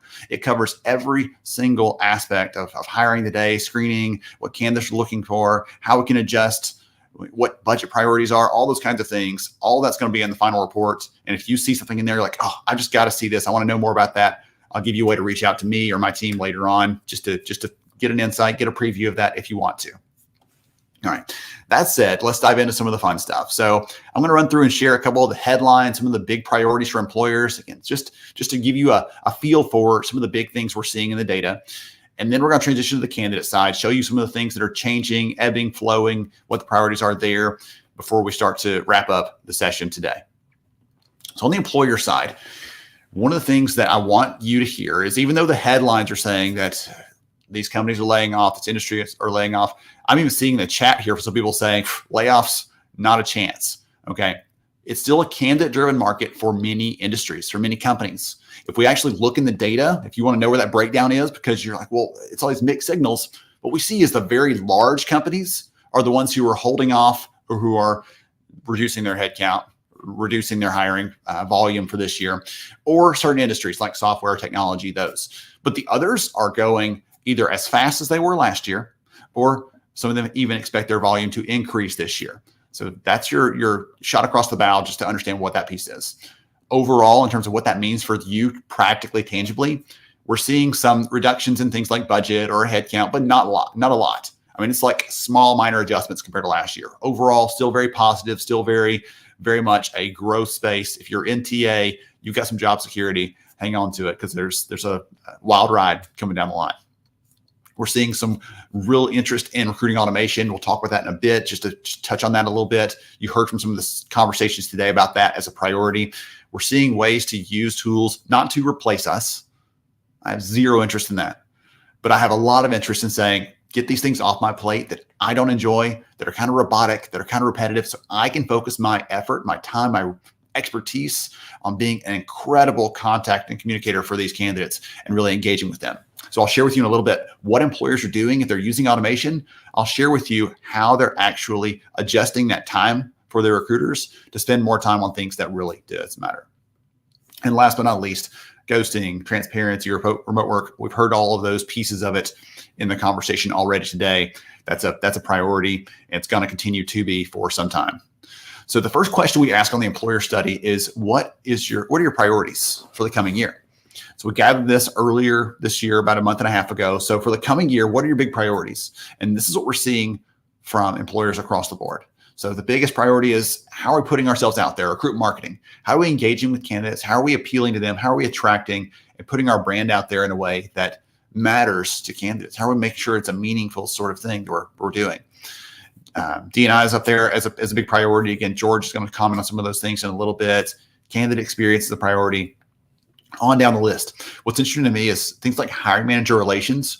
If I asked any of you, like spot on, hiring managers, what's your relationship like? Many of us have this kind of battling relationship with hiring managers where we're trying to solve this problem, that we both want to solve the same problem, but we don't always know how to do that in a way that is meaningful and that salvages that relationship. For the first time I've ever seen it, recruiting automation jumped up into the top 6. And we've measured this for 5 years now. And so that surprised me to see that sort of transition change. We saw interest in that after the pandemic started and things shook up, and we expected to see more of that, and we absolutely did. So I'll share some of the stats with you on that in just a bit. So if you want a number to put on this, in the data, we asked employers, are you planning on increasing, holding steady, or decreasing your hiring volume? Only 7% of the overall employers we surveyed said they're planning on reducing their hiring. Okay, as I said, that's industry, that's company size, that's overall, that's what you see, the breakdown there. What's interesting to me is I asked some questions about how your work as talent leaders fits into this bigger puzzle. How does that affect a company and their ability to compete for talent? And what we saw is the majority of employers said that if we are reducing our recruiter headcount, if there are some of those companies out there that are laying off recruiters or putting them out of work, those companies are becoming less competitive when it comes to talent, when it comes to finding and recruiting the right people. We know that. Absolutely. We understand that. Logically, it makes sense, but I wanted a number to put on that just to reinforce when we go back to leaders and say, I know this may seem like a good idea right now, but this is short-term thinking. We're missing out on our chance to have a bigger impact, right? If they reduce headcount over there at the competition, we can actually take them on. We can steal those candidates away. We can, snag those candidates they're gonna miss out on because we have the right recruiting talent. So if you're one of those employers right now that's in that boat, it's like, I don't know what we're going to do, or we're kind of slowing down. What does that mean for us? Here's some ideas for you. We actually asked talent leaders just like you, how do we actually respond to this? What should we be doing? How should we make sure that we're not losing our recruiters? So some of the things like improving your processes, really focusing on candidate experience, more training, more development. One of my good friends, Kelly from Lineage Logistics, she's a TA executive, amazing woman. And she and I had some conversations about this before, and it was actually her recommendation to ask this question for the survey. So Kelly, hats off to you. I was really excited to see the responses here. And these give us some ideas and some opportunities to think about what other ways can we reuse, repurpose our TA assets, people, resources, we're going to call them, so we don't have to lose them when things slow down. Okay, so I'm going to admit that I actually lied to you. I forgot I had one more chart in here, one or two maybe, on what we're doing to adapt things. So I talked about recruiting automation a bit, and I want you to look at this right here. So we asked the question, are you seeing more efficiency from AI, automation, chatbots, all those things? We kind of lump them together and look at this. Compared to 2 years ago, 40% more employers are saying they are seeing real improvements in there. So if you're one of those companies that's saying, yeah, we're not sure yet, or we're not using it yet, this only captures those who are using it currently, but they're seeing some incredible benefits of leveraging the technology. If you're not sure about where to start doing that, look for places that are highly repetitive, that are very routine, that are not very human focused, that are more process or task focused. Those make great opportunities for you to think about automation. And I've already seen one of my good friends out here in the audience. I'm going to give a quick shout out because I had a chance to speak to her organization recently. They're in the healthcare space. And one of the things that crossed my mind, so talking to these leaders across their different functions, across their different aspects of the medical, the clinical side of the business, their chief nursing officer, their head of cardiology, all those kinds of people in the room. Like, why am I here? I can talk to HR leaders. I can talk to people just like all of you for anytime, easily. But why am I here talking to these leaders? And the second I finished talking about some of the things that are happening in the marketplace around the scarcity of talent and the availability of candidates is dropping off, I shared all those kinds of things. And then their leader gets up and talks about some of their SWOT analysis that shows some of their biggest risks as a business are the lack of talent availability, not being able to find enough people for certain critical roles in the business. It's like, okay, now it makes total sense to me. You are probably working for one of those organizations. The research I did for the book that just came out recently, and a lot of the data that we're seeing show that employers are struggling to find the right kinds and types and quality of talent they're looking for, even though we see at the same time some of these headlines, as I said earlier, saying layoffs and other stuff. Even in spite of those things, these are still true. Some of the underlying factors that are driving scarcity are still there, and they're going to continue to be there for a long period of time to come.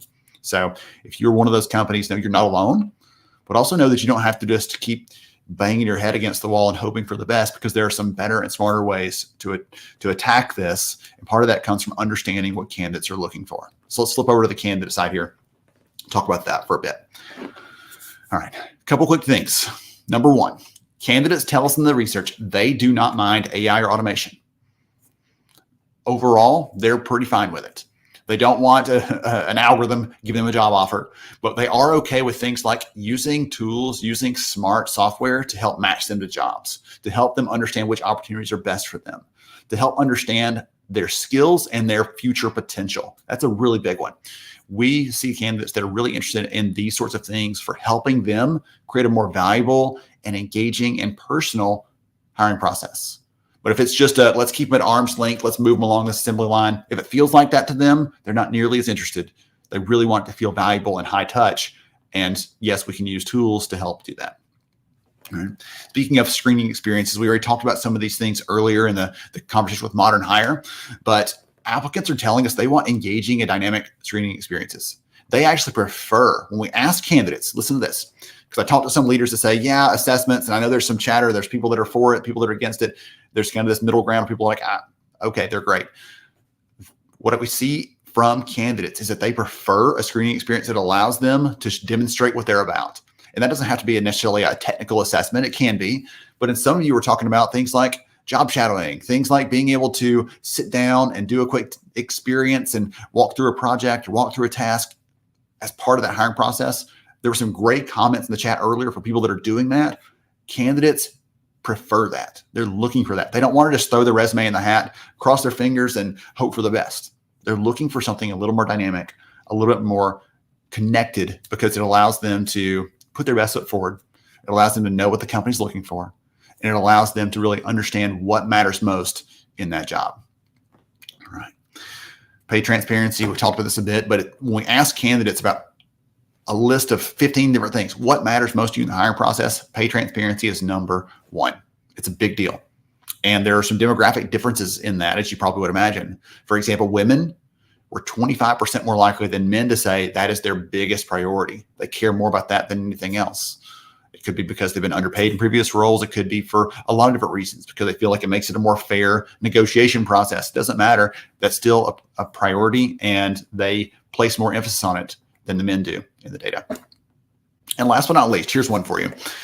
If you are one of those leaders, recruiters that's like me, says, hey, I'm going to check in on people after they've started the job, see how they're doing, just let them know I'm still thinking about them, want to make sure they're successful. That's a great practice. Highly recommend that.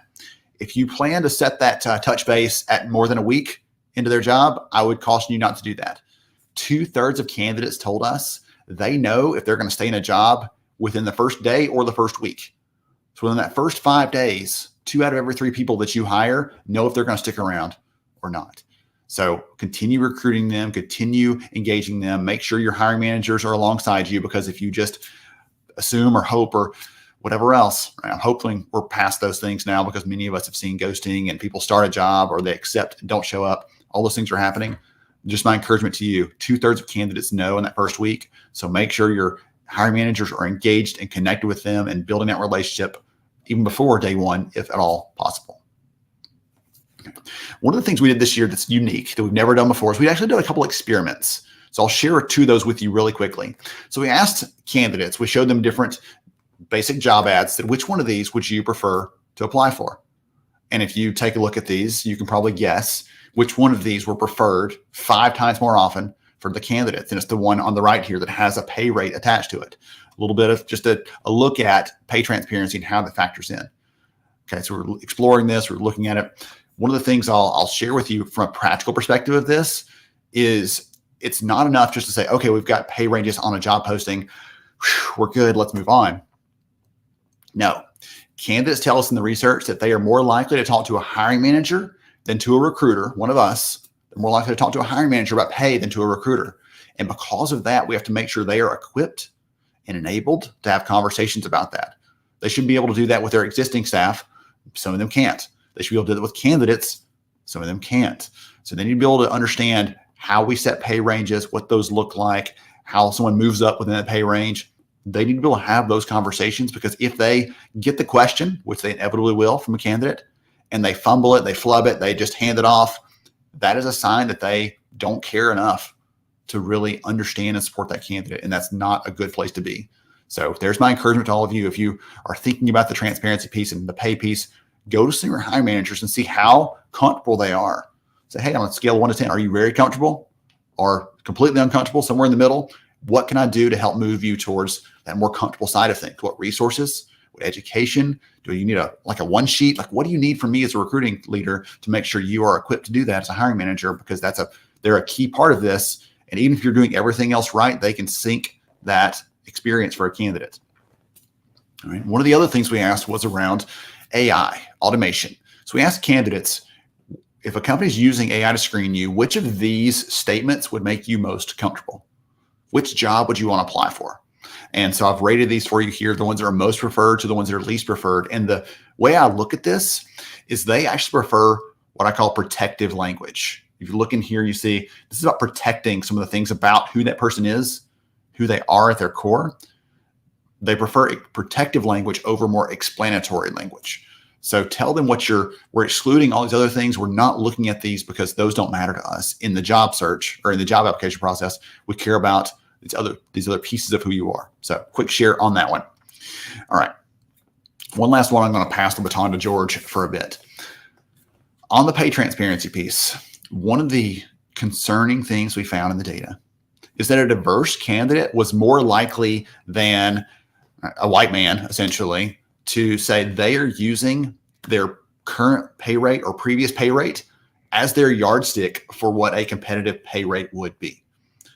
The problem is, if they're currently making less than a market rate, if they're currently being underpaid, then guess what? They're going to perpetuate that sort of thing on into the future. So we've got to make sure that we're having these conversations, we're being open and communicating with them, we're sharing the information out there, because when we're doing that, we're helping to create a more level playing field for all of them, every single candidate, and not just making sure giving one group or another a benefit that someone else doesn't get. All right, George, anything you want to add before I flip over to some of your stuff? No, I mean, that was a lot of data. I think know. I screenshotted everything there.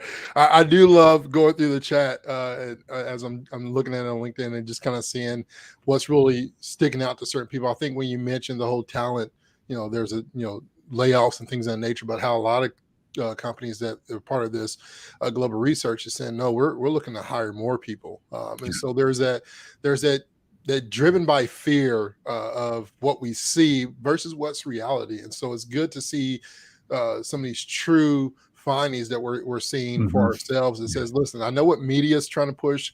I know there's social media and all these things that we're seeing on TV. And sure, we see a lot of large companies making these changes, but when you're looking overall, we're seeing that people are saying, no, we're scaling. This is a season for us. And we've seen that in the pandemic. If you think about where we Mhm. were in 2020, and back then I was still in the retail space and in our wireless industry, we were afraid.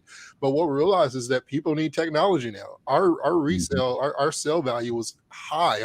Our year-over-year growth doubled in some terms. And so a lot of these things when it comes to the workplace, and we're sure we see layoffs in certain areas, but the overall trend is showing us being that the hiring is not stopping.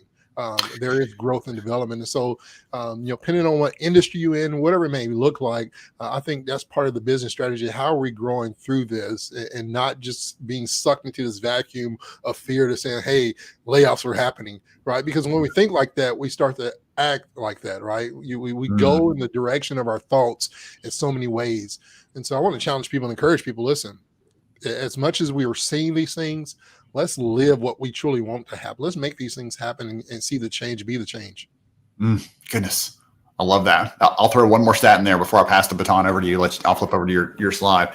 One of the things we saw in the data is we actually asked employers, for those of you out there listening in who are hiring, we said, hey, are you finding more quality and available talent because of some of these other layoffs, right? What maybe a loss for one company could be a gain for you. And we saw a significant number of companies saying, absolutely yes.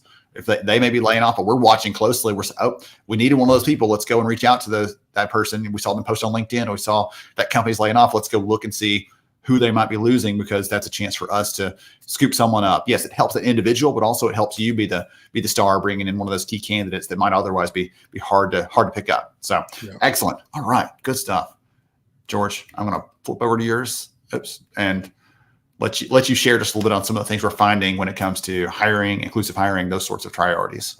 Yeah, I think Ben, as if for everybody that's watching, and I won't go through each line of these graphs, but I think one of the key things to really pinpoint on what we're seeing in some of the D&I aspects of hiring for diversity is that I wanted to look at, and we specifically want to kind of look at year over year, and in this case, you're looking on the screen, you're seeing 2021 versus 2023, and just as you're looking at that, the dark blue is 2023.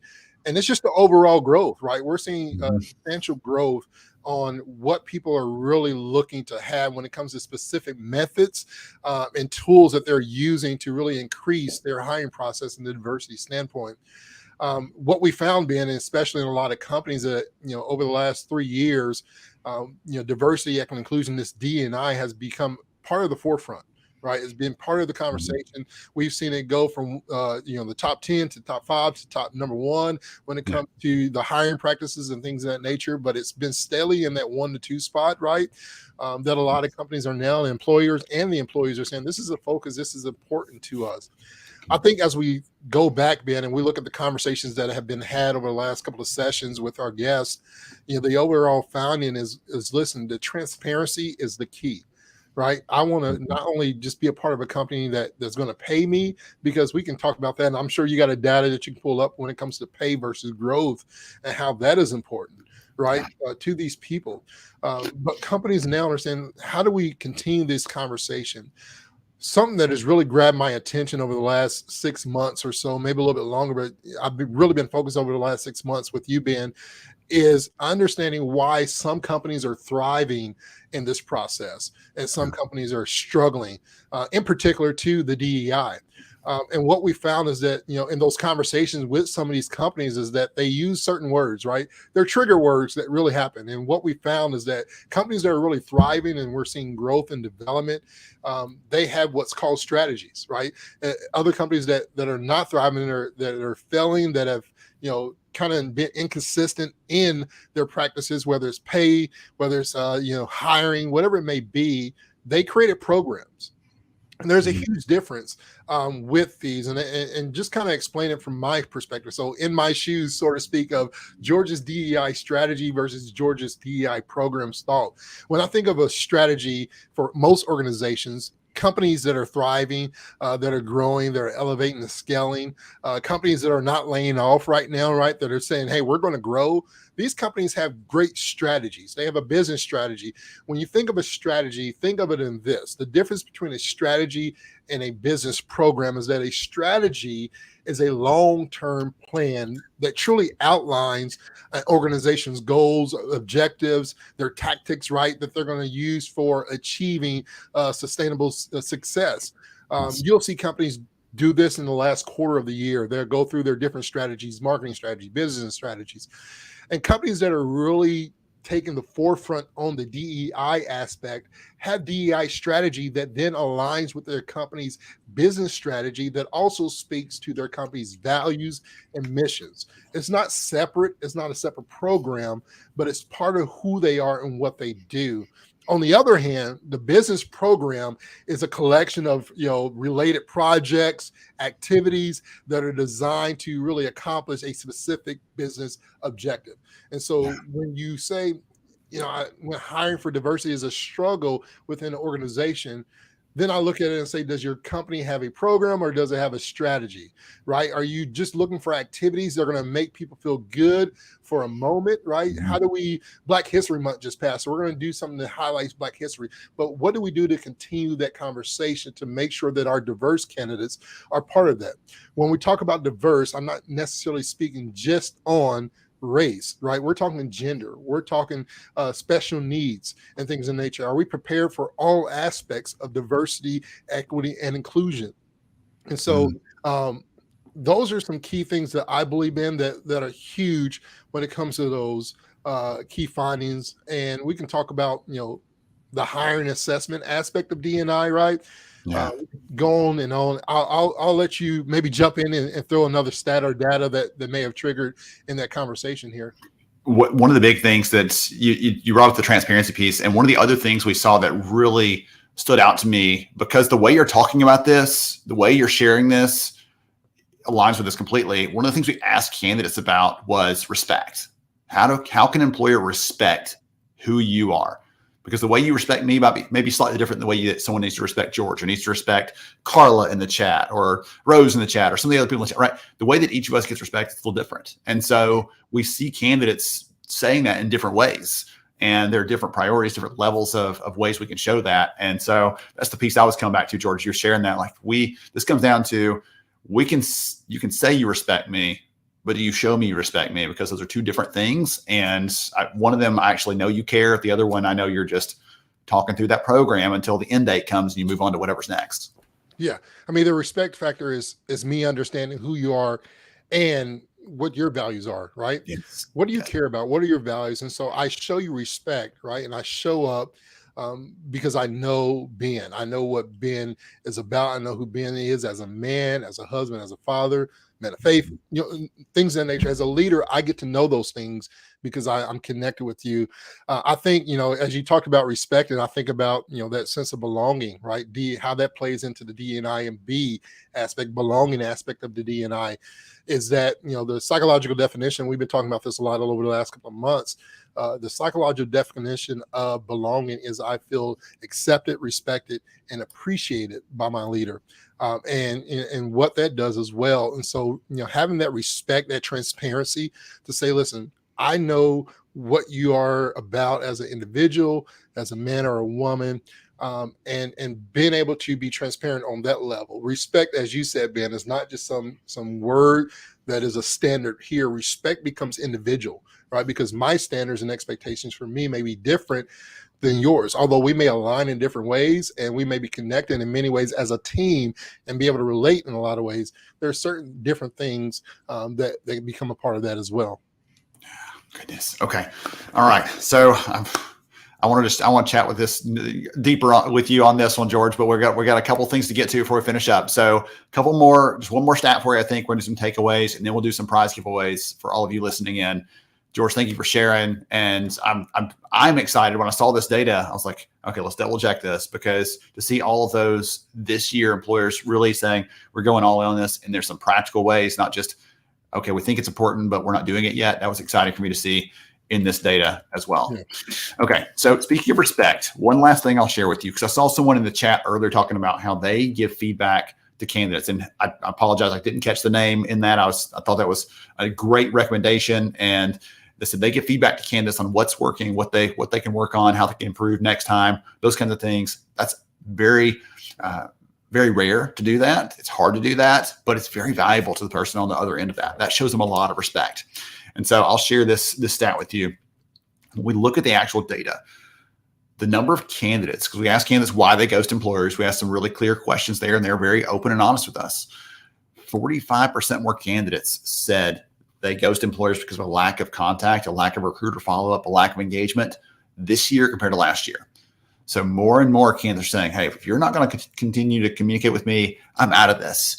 And it's on us, essentially. We're creating some of that problem. So if you're one of those leaders who says, I'd love to do more of that, but I can't quite get to it, we've got to find ways to make that a priority, whether you bring on a coordinator who can just send out thank yous, right, part-time, or we have some sort of tool that helps automate some of that. Whatever it is, we've got to be more open, more willing to communicate there. All right. So here's our big takeaways before I start to wrap up and start to do some prizes and things like that. So number one, I want you to walk away with some of these big things. Number one, it's still a candidate's market in many cases. They had a lot of power. They're still scarce. It's still hard to find them.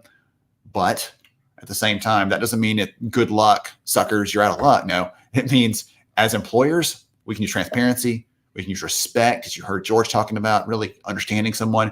We can use those things as a way to stand out from the other employers that are out there. That makes you more competitive. It makes you more valuable. It makes your hiring process much more useful to the candidates, whether they get the job or not, by the way. Even if they don't get the job, some of our data show that candidates still don't mind, or they still appreciate the hiring process if they feel like they're learning something about themselves. If they still feel like they're treated well, even if they don't get the job, they still appreciate that more so than just the black hole, essentially, for the resumes. And so we heard George share a minute ago, inclusive hiring is more practical, more relevant than ever before. A lot of employers saying we want to do this, not sure how. George just shared with you a couple of different stats, different ways to do that. And it's a big focus, big priority. George, one of the ones I was going to throw at you a minute ago, I forgot it till just now. Get your take on this really quickly for our last takeaway. One of the things that I saw in the research that surprised me is we asked candidates, if you join a company or if you're applying for a company that doesn't have a career path for you, they don't plan to grow you, do you expect to get paid more?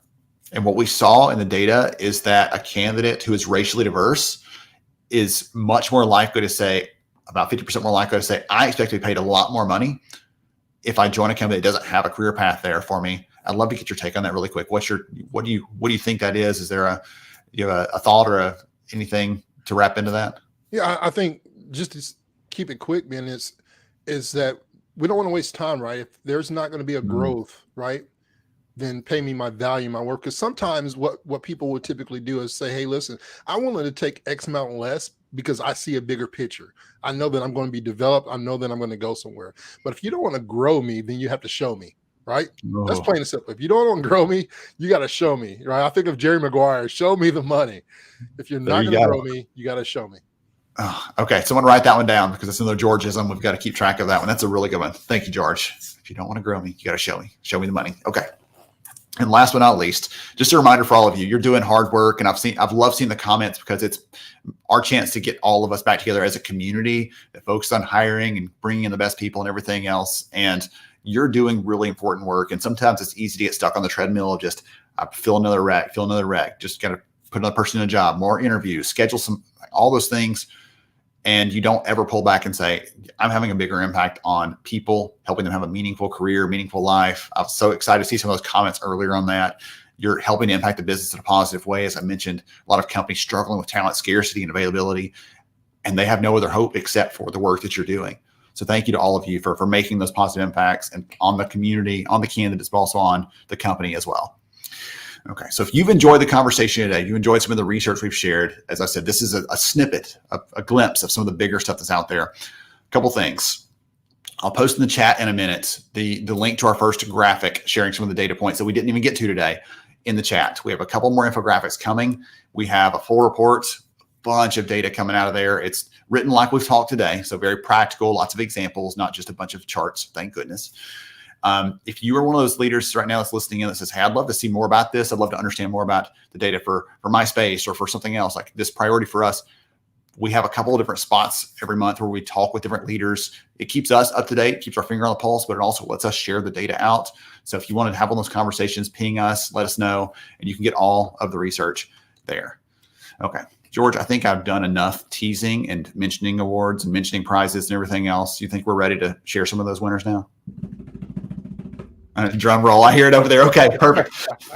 Okay, so here are our winners. So first off, thank you to Goody. If you're on the right column over here and your name's there, they were grabbing winners separately from me. So you may be on both lists. Take a screenshot here if you're on here so you know who to follow up with. But if you won one of the Goody prizes, reach out to Rosario there. Email address is there, and you can get in touch with them, find out how to get your award.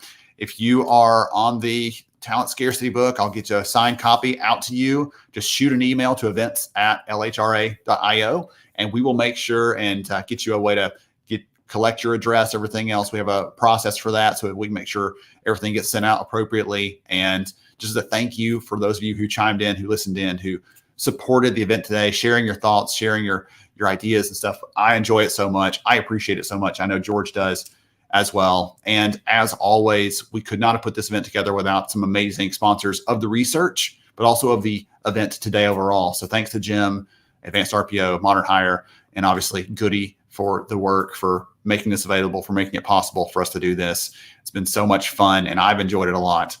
As I said at the beginning, we'll have SHRM and HRCI credits for the session, 2 credit hours. So we'll be reaching out to all of you after the event is over with an email to give you those details on how to get those credits. George, any last comments before we wrap up this session? I would just say something that's just really, it's been, I guess, a quote of everything that I've been signing off with, because transparency, right? We as leaders, some of us don't have leadership within our title, but we are leaders. We're influencing people. We're giving grace, love, and trust to those who are underneath our support and our team. And I'll always just challenge you to remember this. True leadership does not want anything from you, but it should want everything for you. That's it. I just want to sit quietly and think on that one a little bit. Say it one more time for us, George, please. True leadership doesn't want anything from you. True leadership wants everything for you. Excellent.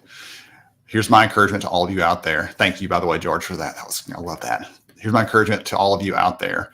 Find someone around you today, whether you're working physically with them or you're working virtually with them, doesn't matter, but find someone that you can do something for, someone you can support, someone you can bring some encouragement to today, make the world a little better place. Thank you to all of you for joining us for this wonderful session. I've enjoyed it so much. I always have a blast with George, but really digging into TA, into hiring, into recruiting, because it was the favorite part of my work as an HR leader, was really getting to recruit and find the best talent out there and help them to have more meaningful career and work. So thank you to all of you so much for joining us today. We hope you got some good notes, good ideas, takeaways. We will catch you again next time. We'll be coming up really quickly. I'll be at Unleash. George will be at Unleash in a few weeks. So if you're going to be there, ping us on LinkedIn. Let us know. We'd love to say hello to you in person, as well as we'll be seeing many of you for HR Summer School in June. So if you're not familiar with that event, it's our big flagship event like this, but bigger, more people, more engagement, more prizes, all kinds of good stuff. hrsummerschool.org is where you can find out about that. Thank you to all of you so much for the support. We hope you have a great rest of your day.